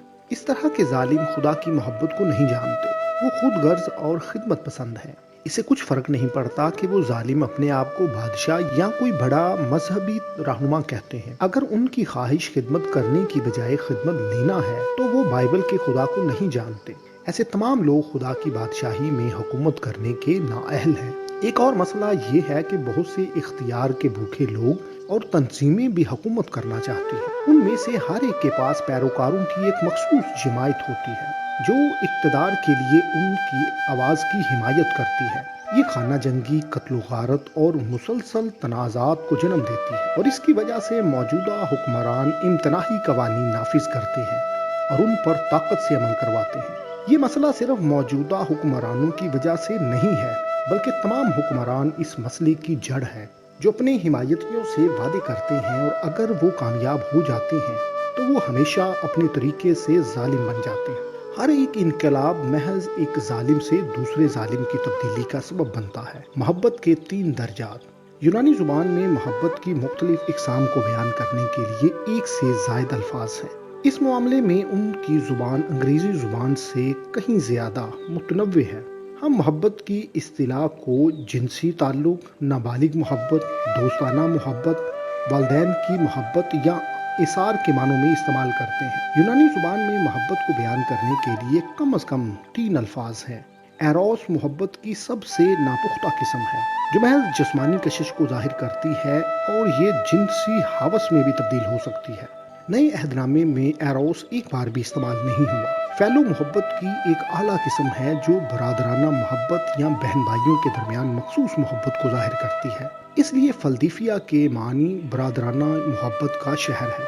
लेकिन हम इस बात को जानते हैं कि बहन भाई इकट्ठे परवान चढ़ते हैं, इसलिए उनकी मोहब्बत की बुनियाद ज़्यादातर निस्वा निस्फ ताल्लुक पर कायम है। ये एक अदालती मोहब्बत है जो अपने हकूक और मुनसिफाना हिस्सा कायम करने की कोशिश करती है। इस तरह फैलो मोहब्बत मशरूत मोहब्बत है और जो लोग इसके मयारात तक नहीं पहुँचते वो मोहब्बत में कामिल नहीं होते। जैसे जैसे बहन भाई बड़े होते हैं तो वो वरासत के हकूक के असूलों को भी सीखना शुरू कर देते हैं। वो ये बातें भी सीख जाते हैं कि ये चीज़ मेरी है और ये चीज़ मेरी नहीं, और किसी की चीज़ उसकी इजाज़त के बगैर नहीं लेनी। वो इस बात से भी शनासा हो जाते हैं कि ये कमरा मेरा है और ये हिस्सा दूसरे का है। अक्सर बच्चे अपने हकूक के लिए लड़ते हैं और वालिदैन उनके दरमियान बतौर सालिस अपना किरदार अदा करते हैं। वो उनके दलाइल का तस्फिया करने के लिए फैसले करते हैं। वालिदैन कानून नाफिज करते हैं और जब भी कोई तनाज़ा तय करते हैं बच्चे फैलो मोहब्बत के बारे में कुछ ना कुछ सीखते हैं। जैसे जैसे वक्त गुजरता है वो दूसरों के जायज़ हकूक का एहतराम करना सीख जाते हैं और दूसरों से ऐसा सलूक करते हैं जैसा वो चाहते हैं कि दूसरे भी उनसे करें। ये अच्छा है, लेकिन ये महज बच्चों की नशोनुमा का एक मरहला है। बिलाखिर उन्हें मुकम्मल बालिग बनने के लिए लाजिमन गैर मशरूत मोहब्बत सीखनी पड़ती है जो कानून के तहत किसी के हकूक से भी बालातर है। ये रहम, फजल और मुआफ़ी के आला तसव्वुरात में शामिल होती है। ऐसा नहीं है कि हमें इमलाक के हकूक को हकीर समझना चाहिए या दूसरों के साथ इंसाफ के साथ सलूक के नज़रियात को तर्क करना चाहिए। हमें कानून से कमतर होने के लिए नहीं बुलाया गया, बल्कि अनाजील में दर्ज असूलों में उससे भी आगे बढ़ने के लिए कहा गया है। गैर मशरूत मोहब्बत के लिए एक पुख्ता मोहब्बत की ज़रूरत होती है जिसे अगापे मोहब्बत कहते हैं। ये खुदा की मोहब्बत है जो यूहन्ना हमारे सामने रूहानी बलूगत के मकसद के तौर पर पेश करता है। अगापे मोहब्बत फैलो मोहब्बत से मुख्तलिफ है। यसू ने यूहन्ना की इंजील के 13वें बाब की 34वीं और 35वीं आयात में कहा, मैं तुम्हें एक नया हुक्म देता हूँ कि एक दूसरे से मोहब्बत रखो कि जैसे मैंने तुमसे मोहब्बत रखी तुम भी एक दूसरे से मोहब्बत रखो। अगर आपस में मोहब्बत रखोगे तो इससे सब जानेंगे कि तुम मेरे शागिर्द हो। सिर्फ इसी तनाजुर में ये एक नया हुक्म था, क्योंकि मूसा की शरीयत में हमसाये के मुतालिक फैलो मोहब्बत की ज़रूरत थी जो सब के लिए बराबर इंसाफ मुहैया करती। शरीयत में किसी को भी अपने हकूक से दस्तबरदार होने की ज़रूरत नहीं थी। शरीयत ने उन हकूक की वजाहत की और हमेशा लोगों के जायज़ हकूक को कायम किया जो वो रखते थे। लेकिन यसू ने हमें अपनी मिसाल से ये दिखाया कि कैसे अपने तमाम हकूक से दस्तबरदार हो जाना चाहिए, यहाँ तक कि उसने सलीब पर सबको मुआफ़ कर दिया। ये अगापे मोहब्बत का अमल था और यही यसू ने कहा था कि उसके शागिर्द बाकी सब लोगों से मुनफरिद हों। मूसवी शरीयत हमसे तकाजा करती है कि हम अपने पड़ोसी से अपनी मानिब मोहब्बत रखें, लेकिन शरीयत किसी से भी तकाजा नहीं करती कि वो दूसरों के लिए अपनी जान दे दे। यसू का नया हुक्म हमसे इक्तजा करता है कि हम अपने आप से ज़्यादा दूसरों से मोहब्बत रखें। यूहन्ना की इंजील के 15वें बाब की 13वीं आयत में कहा गया है, इससे ज़्यादा मोहब्बत कोई शख्स नहीं करता कि अपनी जान अपने दोस्तों के लिए दे दे। لہٰذا ہم دیکھتے ہیں کہ شریعت واقعی محبت کی وضاحت کرتی ہے، لیکن یہ فعل و محبت تک محدود ہے۔ یہ محبت اس وقت تک ہماری رہنمائی کرتی ہے جب تک ہم روحانی بلوغت میں بڑھ رہے ہوتے ہیں۔ یہ پڑوسیوں کے لیے ہمارے انصاف اور عزت کی بنیاد رکھتی ہے، جو زندگی کے بیشتر رشتوں میں ازحد ضروری ہے۔ اگاپے محبت کو سیکھنے کے لیے فعل و محبت کو سیکھنا شرط لازم ہے، کیونکہ کوئی شخص کیسے غیر مشروط محبت کر سکتا ہے اگر اس نے پہلے شریعت میں مشروط محبت کو نہیں سیکھا۔ یہی وجہ ہے کہ خدا نے پہلے شریعت دی۔ یہ اس لیے تھا کہ اس کے لوگ یسوع مسیح کے وسیلے دیے جانے والے فضل کے اعلیٰ ضوابط کی طرف جانے سے پہلے انصاف کے بنیادی اصولوں کو سیکھ سکیں۔ اسرائیلی عیدیں محبت کے درجات کی عکاسی کرتی ہیں۔ اسرائیل کی 3 عیدوں کو روحانی ترقی کے مراحل کے طور پر دیکھا جا سکتا ہے، اور یہ ہر ایک شخص کی محبت کے درجے کو بیان کرنے میں بھی ہماری مدد کرتی ہیں۔ جب ہم خدا کے برے کے خون پر ایمان رکھنے کے وسیلے فسح کا تجربہ کرتے ہیں تو ہم پہلے درجے پر خدا کے فرزند بن جاتے ہیں۔ یوں ہم روحانی بچے بن جاتے ہیں۔ یہ ایک اچھا آغاز ہوتا ہے، لیکن ترقی کے اس درجے پر نیا مسیحی اکثر مذکور بالذات اور نادان ہوتا ہے۔ ہم بچے سے بہت زیادہ توقع نہیں رکھتے، سوا اس کے کہ وہ اچھا لگے۔ پوری دنیا اور ہر قسم کا علم اس کے چوگرد بکھرا پڑا ہوتا ہے۔ وہ صرف اپنی ضروریات کے بارے میں جانتا ہے، اور اسے اپنے ماں باپ یا اپنے ارد گرد موجود لوگوں کی ضروریات سے کوئی سروکار نہیں ہوتا۔ اگر اسے بھوک لگتی ہے تو وہ کھانے کا مطالبہ کرتا ہے، اگر وہ گیلا ہوتا ہے تو وہ کپڑوں کی تبدیلی کا تقاضا کرتا ہے، اگر وہ تنہائی محسوس کرتا ہے تو وہ چاہے گا کہ اس سے لاڈ پیار کیا جائے۔ اسے بالکل اس بات کا تصور نہیں ہوتا کہ وہ اپنی ماں کے حالات کو جان سکے۔ اگر اس کی ماں تھکی یا دوسرے کاموں میں مصروف ہے تو اسے اس بات سے کوئی سروکار نہیں۔ وہ صرف اپنی ضروریات کو جانتا ہے، اور اس وقت اس کے لیے وہی دنیا کی سب سے اہم چیز ہے۔ کچھ بالغ ایسے ہوتے ہیں جو ترقی کے اسی مرحلے پر قائم رہتے ہوئے پوری زندگی گزارتے ہیں۔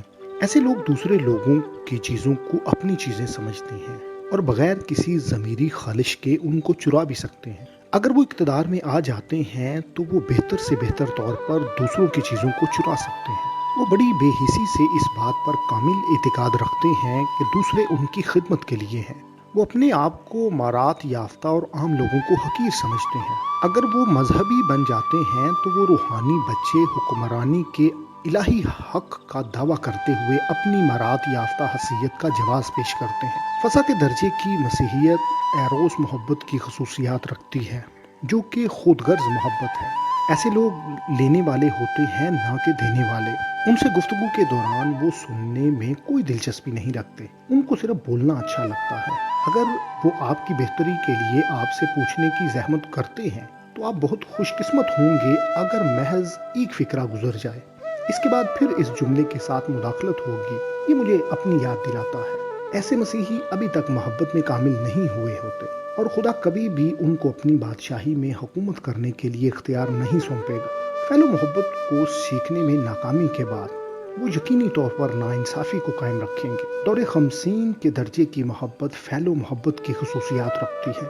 جیسا کہ ہم نے پہلے کہا، یہ ایک عدالتی محبت ہے۔ پینتیکوست ایک عید ہے جو شریعت دینے کی یاد میں منائی جاتی ہے۔ یہ ترقی کا ضروری مرحلہ ہے، لیکن یہ خدا کی بادشاہی میں حکمرانی کرنے کے لیے کافی نہیں ہے۔ یہ غالب آنے والوں کی محبت نہیں ہے، لیکن پھر بھی دور 50 ایک ایسی جگہ ہے جہاں کوئی اگاپے محبت کے لیے تمام تیاری کی بنیاد رکھتا ہے۔ وہ لوگ جو روح کی آواز سنتے اور فرمانبرداری سیکھتے ہیں، وہ یہ بھی سیکھ رہے ہیں کہ حقیقی انصاف کو کیسے قائم کرنا ہے تاکہ دوسروں کے حقوق کی پامالی نہ ہو۔ یقیناً ایک عام شخص کو اختیار کے درجے کے لیے نہیں بلایا گیا، کیونکہ وہ دوسرے لوگوں کے تنازعات میں انصاف قائم کرنے کی محدود صلاحیت رکھتا ہے۔ ہم میں سے زیادہ تر ان چیزوں کو سیکھنے کے لیے خاندانی تعلقات تک محدود ہیں، خاص طور پر جب ہمارے اپنے بچے ہوتے ہیں۔ اپنے بچوں کے درمیان تنازعات کا تصفیہ کرانا الہی شریعت اور فعل و محبت سیکھنے کا سب سے عام طریقہ ہے۔ عید خیام منزل مقصود کی تصویر کشی کرتی ہے۔ یہ نہ صرف تاریخ کا مقصد ہے بلکہ ہماری روحانی ترقی کی منتہائی مقصود بھی ہے۔ یہ پختگی کی منزل ہے جہاں ایک شخص سمجھ سکتا ہے کہ اس نے کیسے درست طور پر حکومت کرنی ہے۔ خاندان میں ایک سادہ سی مثال یہ ہو سکتی ہے، اگر ایک بچہ اپنی ہمسایوں کے گھر کی کھڑکی توڑ دیتا ہے تو یقیناً قانون کے مطابق اس کے والدین اس کے ذمہ دار ہیں، لیکن وہ والدین بچے کے ساتھ کیا سلوک کریں گے؟ حقیقی فعل و محبت میں بچے سے کہا جا سکتا ہے تمہیں لازمی کھڑکی کی قیمت ادا کرنے کے لیے کام کرنا پڑے گا، تاہم اگاپے محبت میں کچھ اور اضافی انتخابات ہوتے ہیں۔ والدین کو پتہ ہوتا ہے کہ بچے کو کس حد تک ذمہ دار ٹھہرانا ہے۔ کیا بچے نے یہ جان بوجھ کر کیا یا کیا حادثاتی طور پر ہوا؟ کیا بچے کو کہا گیا کہ وہ کھڑکی کے قریب باسکٹ بال سے نہ کھیلے؟ کیا بچہ حقیقی طور پر تائب ہوا یا ابھی تک وہ اپنے اس رویے کے متعلق بہانے بنا رہا ہے؟ بچے کی عمر کتنی ہے؟ کیا اسے بہتر طور پر جاننا چاہیے تھا؟ یہ وہ تمام التفات ہیں جن کے ذریعے والدین نقصان کا کچھ حصہ یا سارا کا سارا نقصان بھی معاف کر دیتے ہیں۔ یہ عمل قانون کو ختم نہیں کرتا، بلکہ پھر بھی والدین کو پڑوسی کا نقصان ادا کرنا پڑے گا۔ والدین نے قانون کے تقاضے کو پورا کر دیا، جیسے مسیح نے ہمارے گناہوں کے لیے شریعت کے تمام تقاضوں کو پورا کر دیا۔ لیکن سوال یہ ہے، کیا والدین کو بچے کو راست بازی سکھانے کے لیے ذمہ دار ٹھہرانا چاہیے؟ اگر ایسا ہے تو والدین کو بچے پر کتنی ذمہ داری ڈالنی چاہیے؟ آپ نے دیکھا کہ خدا نے اپنے بچوں کے ساتھ بالکل ایسے ہی کیا۔ یوحنا کے پہلے خط کے 4 باب کی 8ویں آیت ہمیں بتاتی ہے، خدا محبت ہے، لیکن اس کا ہرگز مطلب یہ نہیں کہ خدا ہمیں ہمارے اعمال کا ذمہ دار ٹھہرانے کے لیے انکار کر دے گا۔ محبت اور تربیت متضاد اصول نہیں ہے۔ یہ اس لیے ہے کیونکہ خدا ہمارا باپ ہے اور وہ ہمیں ہمارے اعمال کی جواب دہی کے بارے میں سکھانے کا بھی ذمہ دار ہے۔ اگر وہ ہمیں کبھی بھی جواب دہ نہیں ٹھہراتا تو ہم فعل و محبت نہیں سیکھ پائیں گے، یوں ہم آگاپے محبت بھی نہیں سیکھ سکیں گے۔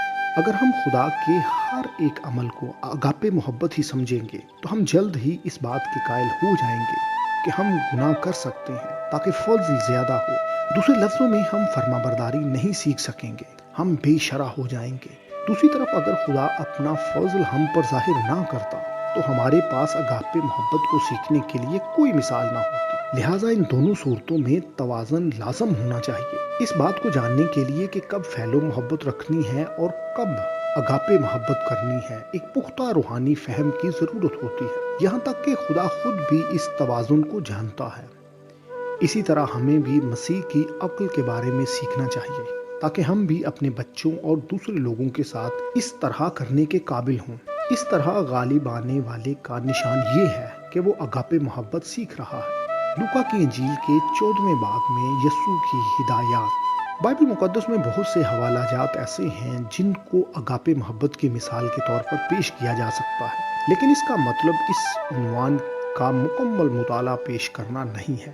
لہٰذا ہم نے لوکا کی انجیل کے 14ویں باب کی 12ویں سے 14ویں آیات میں بیان کی گئی کچھ ہدایات کا انتخاب کیا ہے۔ پھر اس نے اپنے بلانے والے سے بھی یہ کہا کہ جب تو دن کا یا رات کا کھانا تیار کرے تو اپنے دوستوں یا بھائیوں یا رشتہ داروں یا دولت مند پڑوسیوں کو نہ بلا، تا ایسا نہ ہو کہ وہ بھی تجھے بلائیں اور تیرا بدلہ ہو جائے، بلکہ جب تو ضیافت کرے تو غریبوں، لنجوں، لنگڑوں، اندھوں کو بلا، اور تجھ پر برکت ہوگی، کیونکہ ان کے پاس تجھے بدلہ دینے کو کچھ نہیں، اور تجھے راست بازوں کی قیامت میں بدلہ ملے گا۔ آسان الفاظ میں یہ ہدایت آگاپے محبت کے اصول کو ظاہر کرتی ہے۔ فعل و محبت ایک نصف تعلق ہے۔ آپ نے میری مدد کی، اس لیے میں نے بھی آپ کی مدد کی۔ یہ مساوی بدلے کا تقاضا کرتی ہے کیونکہ یہ اس کا قانونی حق ہے، لیکن آگاپے محبت اس وقت ظاہر ہوتی ہے جب کوئی شخص کسی کے ساتھ نیکی کرتا ہے اور بدلے میں دوسرے سے کسی قسم کا تقاضا نہیں کرتا۔ غور کریں کہ اس کا اجر راست بازوں کی قیامت میں بدلے میں ملے گا۔ ہم جانتے ہیں کہ لوگوں کو ان کے اجر جی اٹھنے پر دیے جائیں گے، لیکن مکاشفہ کی کتاب کے 20ویں باب میں 2 قیامتوں کا ذکر کیا گیا ہے۔ پہلی قیامت جیسا ہم نے پہلے باب میں دیکھا، اس میں صرف غالب آنے والے شامل ہوں گے، جبکہ عمومی قیامت 1000 سال کے بعد ہوگی، جس میں نیک و بد دونوں شامل ہوں گے۔ اس طرح ہم نے لوکا کی انجیل کے 14ویں باب میں یسوع کی تعلیمات کو دیکھا کہ وہ جو خدا کی غیر مشروط محبت کو ظاہر کرتے ہیں، ان کو راست بازوں کی قیامت یعنی پہلی قیامت پر اجر دیا جائے گا۔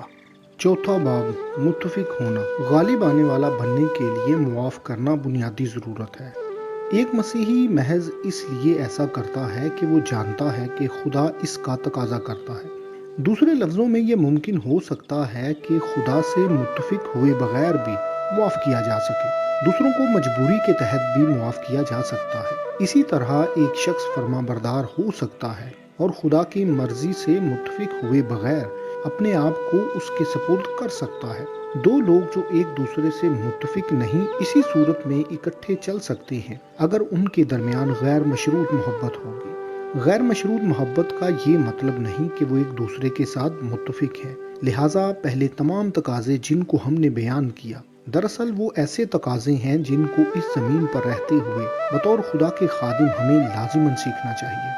متفق ہونا دوستوں کی خوبی ہے۔ اتفاق کرنا ایک ایسا سبق نہیں جسے ہم فطرتاً سیکھ لیتے ہیں اور پھر اس کے مطابق چلنا شروع کر دیتے ہیں۔ پیدائش کی کتاب کے دوسرے باب کی 24ویں آیت میں لکھا ہے، اس واسطے مرد اپنے ماں باپ کو چھوڑے گا اور اپنی بیوی سے ملا رہے گا اور وہ ایک تن ہوں گے۔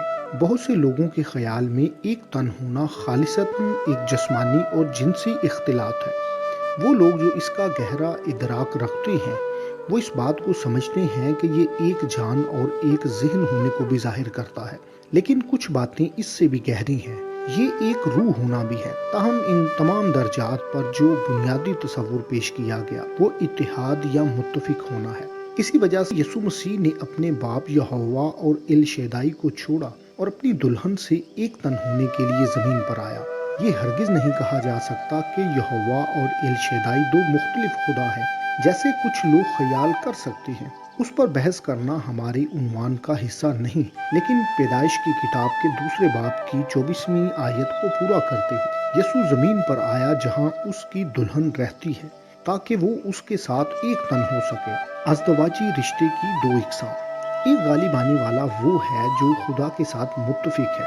متفق ہونا نئے عہد کی شادی میں سب سے اہم جزو ہے جس کی تصویر کشی سارہ میں کی گئی جو ایک آزاد عورت تھی۔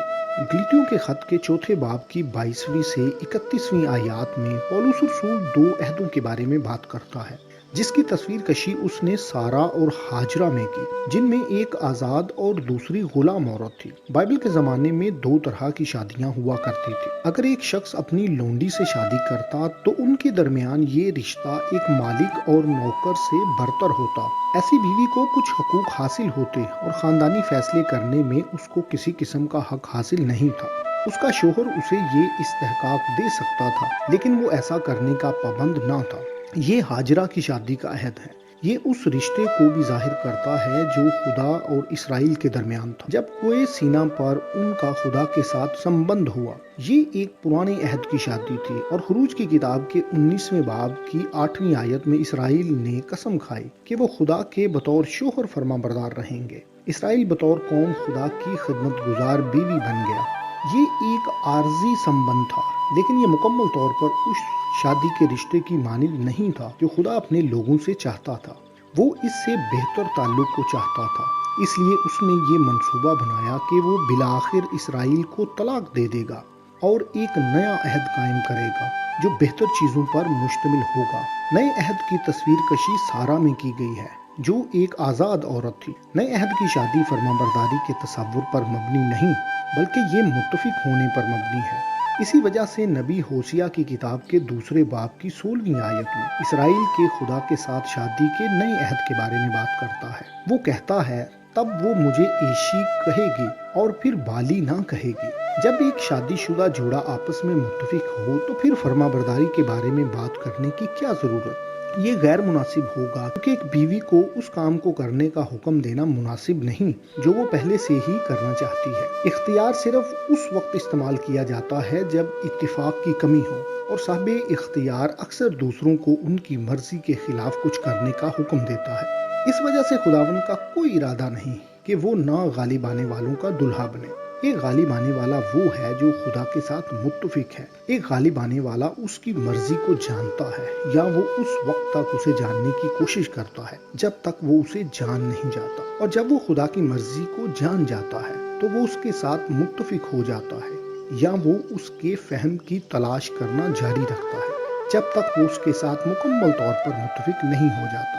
سیکھنے اور روحانی ترقی کے دوران یقیناً غالب آنے والا فوراً ہی خدا کی مرضی کو نہیں جان سکتا، لیکن اس کے دوران وہ ایک اچھے نوکر کی طرح اس کی فرما برداری کرے گا۔ لیکن وہ محض خدا کی مرضی کو پورا کرنے سے مطمئن نہیں ہوتا، وہ خدا کی عقل کو جاننے کی کوشش کرتا ہے۔ جب تک کہ وہ مکمل طور پر اس سے متفق نہیں ہو جاتا۔ خدا سے متفق نہ ہونا کم عقلی ہے۔ اگر ہم کائنات کو اس طرح دیکھ سکتے جیسے خدا اسے دیکھتا ہے تو ہم ان تمام چیزوں کا ادراک حاصل کر لیتے کہ خدا جو کچھ کرتا ہے وہ کیوں کرتا ہے اور ہمیں اس سے کوئی اختلاف نہ ہوتا۔ مسئلہ یہ ہے کہ ہم دنیا کو الہی تناظر میں نہیں دیکھتے۔ جب کوئی شخص یسوع کو قبول کرتا اور فسح کے تجربے سے ایمان سے راست باز ٹھہرتا ہے تو یہ تبدیلی خود بخود رونما نہیں ہوتی، نہ ہی کوئی شخص اس وقت اس کے ساتھ مکمل طور پر متفق ہو جاتا ہے جب وہ پینتیکست کے ذریعے روح سے معمور ہوتا ہے۔ اس کے لیے ایک شخص کو عید خیام کے رشتے میں روحانی طور پر پروان چڑھنے کی ضرورت ہوتی ہے تاکہ تم خدا کی ساری معموری تک معمور ہو جاؤ۔ یوں جب ہم مسیحیوں پر انفرادی طور پر شادی کے پرانے اور نئے عہد کا اطلاق کرتے ہیں تو یہ اس بات کو ظاہر کرتا ہے کہ جب ہم پہلی بار مسیح کے پاس آتے ہیں ہم فوراً ہی روحانی طور پر بالغ نہیں بن جاتے۔ مسیح کے ساتھ ہمارا رشتہ ایک مالک اور نوکر کے طور پر شروع ہوتا ہے، بالکل اسی طرح جس طرح ہمیں پرانے عہد نامے میں اسرائیل کے گھرانے کے ساتھ اس کا رشتہ نظر آتا ہے۔ ہمیں لازماً سب سے پہلے فرما برداری سیکھنی چاہیے کیونکہ خدا کے ساتھ متفق ہونے میں ہماری ترقی میں یہ پہلا قدم ہے۔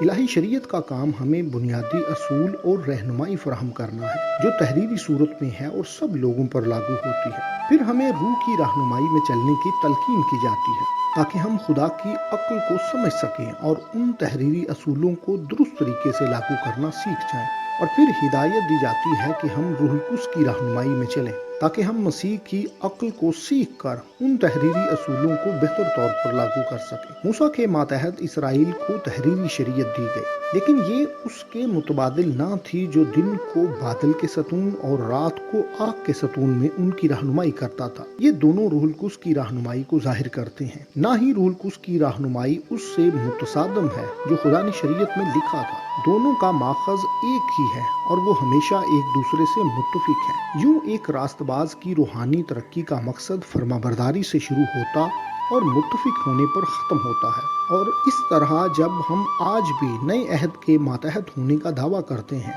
تو یہ کہنا مناسب ہے کہ یہ ہمارا مقصد ہے بجائے اس کے کہ ہم یہ کہیں کہ ہم نے اسے حاصل کر لیا ہے۔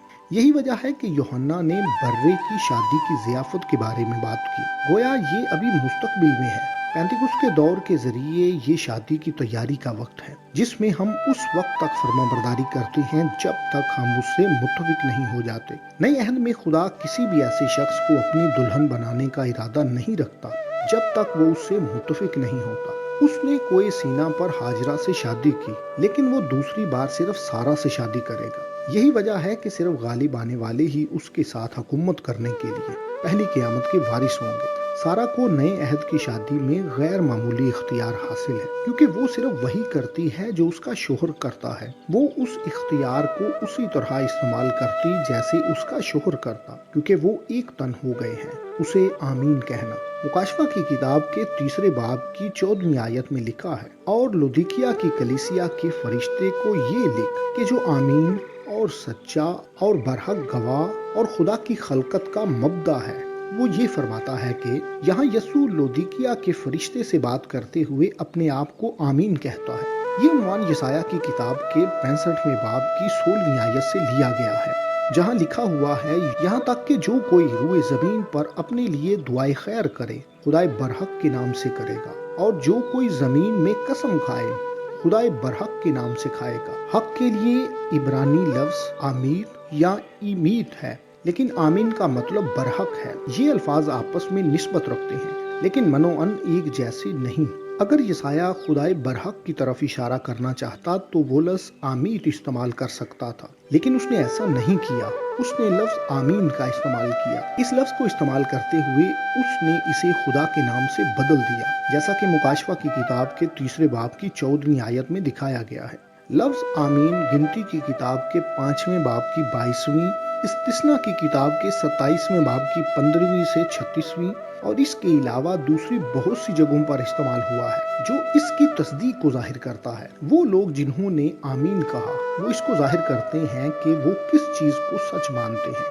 اور وہ کلام کو تسلیم کرنے پر متفق ہیں۔ اور اسی طرح مکاشفہ کی کتاب کے 3 باب کی 14ویں آیت میں ہم یسوع کو اپنے آپ کو خدا کا آمین کہتے ہوئے دیکھتے ہیں، جو اس کے اپنے باپ کے ساتھ مکمل طور پر متفق ہونے کو ظاہر کرتا ہے۔ یوحنا کی انجیل کے 5ویں باب کی 19ویں آیت میں ہم پڑھتے ہیں، بس یسوع نے ان سے کہا، میں تم سے سچ کہتا ہوں کہ بیٹا آپ سے کچھ نہیں کر سکتا سوا اس کے جو باپ کو کرتے دیکھتا ہے، کیونکہ جن کاموں کو وہ کرتا ہے انہیں بیٹا بھی اسی طرح کرتا ہے۔ دوبارہ یوحنا کی کتاب کے 5ویں باب کی 30ویں آیت میں یسوع کہتا ہے، میں اپنے آپ سے کچھ نہیں کر سکتا، جیسا سنتا ہوں عدالت کرتا ہوں، اور میری عدالت راست ہے، کیونکہ میں اپنی مرضی نہیں بلکہ اپنے بھیجنے والے کی مرضی چاہتا ہوں۔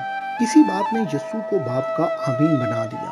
باپ نے آسمانی اور بیٹے نے زمینی گواہی دی۔ ان 2 گواہیوں نے تمام باتوں کو 2 گواہوں کی شریعت کے مطابق قائم کیا۔ اسی طرح ابتدا میں زمین و آسمان کی تخلیق ہوئی، کیونکہ ہم یوحنا کی کتاب کے 1 باب کی 3 آیت میں پڑھتے ہیں، سب چیزیں اس کے وسیلے سے پیدا ہوئیں، اور جو کچھ پیدا ہوا اس میں سے کوئی چیز بھی اس کے بغیر پیدا نہیں ہوئی۔ باپ روح ہے، بیٹا روح سے بنا جسم ہے، یعنی روحانی بدن۔ یہ دونوں مل کر ہم آہنگی اور ربط سے کام کرتے اور تمام چیزوں کو قائم کرتے ہیں۔ آسمان اور زمین 2 گواہ تھے جو کائنات کو تخلیق کرنے کے لیے درکار تھے۔ یہی وجہ ہے کہ نبی خدا کے آمین کے بارے میں ہمیں بتانے کے بعد اگلی آیات میں کہتا ہے، کیونکہ دیکھو میں نئے آسمان اور نئی زمین کو پیدا کرتا ہوں، اور پہلی چیزوں کا پھر ذکر نہ ہوگا اور وہ خیال میں نہ آئیں گی، بلکہ تم میری اس نئی خلقت سے ابدی خوشی اور شادمانی کرو، کیونکہ دیکھو میں یروشلم کو خوشی اور اس کے لوگوں کو خرمی بناؤں گا، اور میں یروشلم سے خوش اور اپنے لوگوں سے مسرور رہوں گا، اور اس میں رونے کی صدا اور نالے کی آواز پھر کبھی سنائی نہ دے گی۔ یہ حقیقت ہے کہ جب ہم مکاشفہ کی کتاب کے 21ویں باب کی پہلی 5 آیات کا مطالعہ کرتے ہیں تو ہم اس بات کو جان جاتے ہیں کہ یسایہ نئے یروشلم کی بات کر رہا ہے، نہ کہ پرانے یروشلم کی۔ نئے یروشلم میں خدا تمام آنسوؤں کو پوچھ دے گا، جیسا کہ یسایہ نے بیان کیا ہے، اور 5ویں آیت کا اختتام ان الفاظ سے ہوتا ہے، اور جو تخت پر بیٹھا ہوا تھا اس نے کہا، دیکھ میں سب چیزوں کو نیا بنا دیتا ہوں۔ پھر اس نے کہا، لکھ لے، کیونکہ یہ باتیں سچ اور برحق ہیں۔ اگر وہ آسمان، زمین اور یروشلم نہیں تو پھر وہ کیا نیا بنا رہا ہے؟ اسی طرح ہم مکاشفہ کی کتاب کے 3 باب کی 14ویں آیت پر واپس جائیں تو ہم پڑھتے ہیں، جو آمین اور سچا اور برحق اور خدا کی خلقت کا مبدأ ہے۔ یہ منو ان آمین کے اصول سے ہے، جس کے مطابق ابتدا میں تمام چیزوں کو تخلیق کیا گیا۔ اسی آمین کے اصول سے نئی تخلیق مکمل ہوگی، جب وہ سب چیزوں کو نیا بنائے گا۔ اس میں فرق صرف اتنا ہوگا کہ اس وقت وہ آمین لوگوں یعنی غالب آنے والوں کے بدن کو جنم دے رہا ہے۔ ایک لحاظ سے وہ اپنے بدن کو ترتیب دے رہا ہے، اور دوسرے لحاظ سے اپنی دلہن کو، کیونکہ وہ ایک تن ہوں گے۔ ایک تن ہونا اتحاد کا سب سے لازمی اور اولین جز ہے، جس میں روح، جان اور بدن آپس میں متفق ہوتے ہیں۔ غالب آنے والے اپنے باپ کے ساتھ روح میں ایک ہوتے ہیں۔ غالب آنے والے زندہ قربانیاں بن گئے اور اپنی عقل کی تجدید سے تبدیل ہو گئے۔ اس بدن میں سر اتحاد میں رہتا ہے، اور اب خدا اسی غالب آنے والے گروہ کو آمین لوگ بننے کی تعلیم دے رہا ہے، تاکہ وہ ہر ایک بات میں اس کے ساتھ متفق ہوں۔ اسی ترتیب سے وہ اپنے زمینی گواہوں کے ذریعے ایک نئی زمین، نئے آسمان اور ایک نیا یروشلم تخلیق کرے گا۔ اختتامیہ۔ ایک غالب آنے والا ہونا واقعی مشکل نہیں ہے۔ اس کے اصول بہت سادہ ہیں، اور یہ کسی نہ کسی طور پر گرجا گھروں بلکہ ہر جگہ سکھائے جاتے ہیں۔ کس نے اس بارے میں نہیں سنا کہ معاف کرنا راست بازی ہے؟ کس مسیحی نے کبھی دعائے ربانی نہیں پڑھی جہاں لکھا ہے، اور جس طرح ہم نے اپنے قرضداروں کو معاف کیا ہے تو بھی ہمارے قرض ہمیں معاف کر؟ کس مسیحی نے نہیں سنا کہ خدا ہم سے فرمانبرداری کی توقع کرتا ہے؟ کس مسیحی نے نہیں سنا کہ ہم مسیح کی غیر مشروط محبت کو ظاہر کریں گے؟ مسئلہ یہ ہے کہ ہمارے اندر بزرگی کا پرانا کیتھولک تصور پوست ہے۔ وہ کہتے ہیں کہ صرف چند لوگ مقدس ہیں، اور یہ راستہ ایک عام شخص کے لیے بہت مشکل ہے۔ ایسی ذہنیت نے بہت سے کیتھولکس کی حوصلہ شکنی کی۔ میں نے کئی بار لوگوں کو یہ کہتے سنا ہے، ٹھیک ہے میں مقدس نہیں بن سکتا، اس لیے میں یہاں رہتے ہوئے بھی زندگی سے لطف اندوز ہو سکتا ہوں۔ جب تک میں کلیسیا کا رکن ہوں میں جانتا ہوں کہ کسی نہ کسی دن میں جنت میں پہنچ جاؤں گا، یہاں تک کہ اگر مجھے مقام کفارہ میں بھی بہت سا وقت گزارنا پڑے۔ کیتھولک کلیسیا میں بطور ایک مقدس تسلیم کیے جانے کے لیے کسی شخص کو کم از کم 2 قابل تصدیق معجزات انجام دینے پڑیں گے۔ یہ یوحنا بپتسمہ دینے والے کو نااہل قرار دیا جانا ہو سکتا ہے، جس نے کوئی معجزہ نہیں کیا۔ اس عظیم ترین نبی نے کوئی معجزہ نہیں کیا۔ متی کی انجیل کے 11ویں باب کی 11ویں آیت میں لکھا ہے، میں تم سے سچ کہتا ہوں جو عورتوں سے پیدا ہوئے ان میں یوحنا بپتسمہ دینے والے سے بڑا کوئی نہیں ہوا، لیکن جو آسمان کی بادشاہی میں چھوٹا ہے وہ اس سے بڑا ہے۔ لیکن آدمیوں نے مذہب میں اعلیٰ مقامات حاصل کرنے کی امید میں خدا کی بادشاہی میں بڑا بننے کی سازش کی۔ یسوع نے انہیں کہا کہ کوئی بھی اس طرح خدا کی بادشاہی میں بڑا نہیں بنے گا۔ دراصل کوئی بھی چیز جو مذہبی رہنماؤں کو کرنی چاہیے تھی وہ یہ تھی کہ انہیں خدا کی بادشاہی میں اختیار کے سلسلے میں سب سے نیچے ہونا تھا۔ متی کی انجیل کے 20ویں باب میں یسوع نے اسے واضح کر دیا، مگر یسوع نے انہیں پاس بلا کر کہا، تم جانتے ہو کہ غیر قوموں کے سردار ان پر حکم چلاتے اور امیر ان پر اختیار جتاتے ہیں۔ تم میں ایسا نہ ہو، بلکہ جو تم میں بڑا ہونا چاہے وہ تمہارا خادم بنے، اور جو تم میں اول ہونا چاہے وہ تمہارا غلام بنے۔ چنانچہ ابن آدم اس لیے نہیں آیا کہ خدمت لے، بلکہ اس لیے کہ خدمت کرے اور اپنی جان بہتےروں کے بدلے فدیے میں دے۔ مرقس کی انجیل کے 9ویں باب کی 35ویں آیت میں بھی اس کی گواہی دی گئی ہے کہ پھر اس نے بیٹھ کر ان 12 کو بلایا اور ان سے کہا، اگر کوئی اول ہونا چاہے تو سب میں پچھلا اور سب کا خادم بنے۔ لہٰذا مقدس ہونے کا تصور غالب آنے کی بائبلی تعلیم سے مختلف ہے۔ ایک نظریہ لوگوں کی نظر میں بڑا بننے کا تقاضا کرتا ہے، جبکہ دوسرا نظریہ چھوٹا بننے کا تقاضا کرتا ہے، اور نہ ہی غالب آنے کے لیے غیر معمولی علم کی ضرورت ہے۔ غالب آنے کے لیے خواندگی کا بھی تقاضا نہیں، اور نہ ہی سیمنری جانے سے کوئی شخص غالب آ سکتا ہے۔ غالب آنے کا تعلق 2 عظیم حکموں سے ہے، اپنے سارے دل سے خداوند سے محبت رکھ اور اپنے پڑوسی سے اپنی مانند محبت رکھ۔ غالب آنے والا ہونے کے لیے اپنے یسوع مسیح کے ساتھ رشتے میں وفادار رہنے اور ہر اس چیز کو کرنے کی ضرورت ہے جو وہ کہتا ہے۔ یسوع نے متی کی انجیل کے 25ویں باب میں ایک تمثیل سنائی جس میں ظاہر کیا گیا کہ خدا کی بادشاہی میں کس کو اختیار دیا جائے گا۔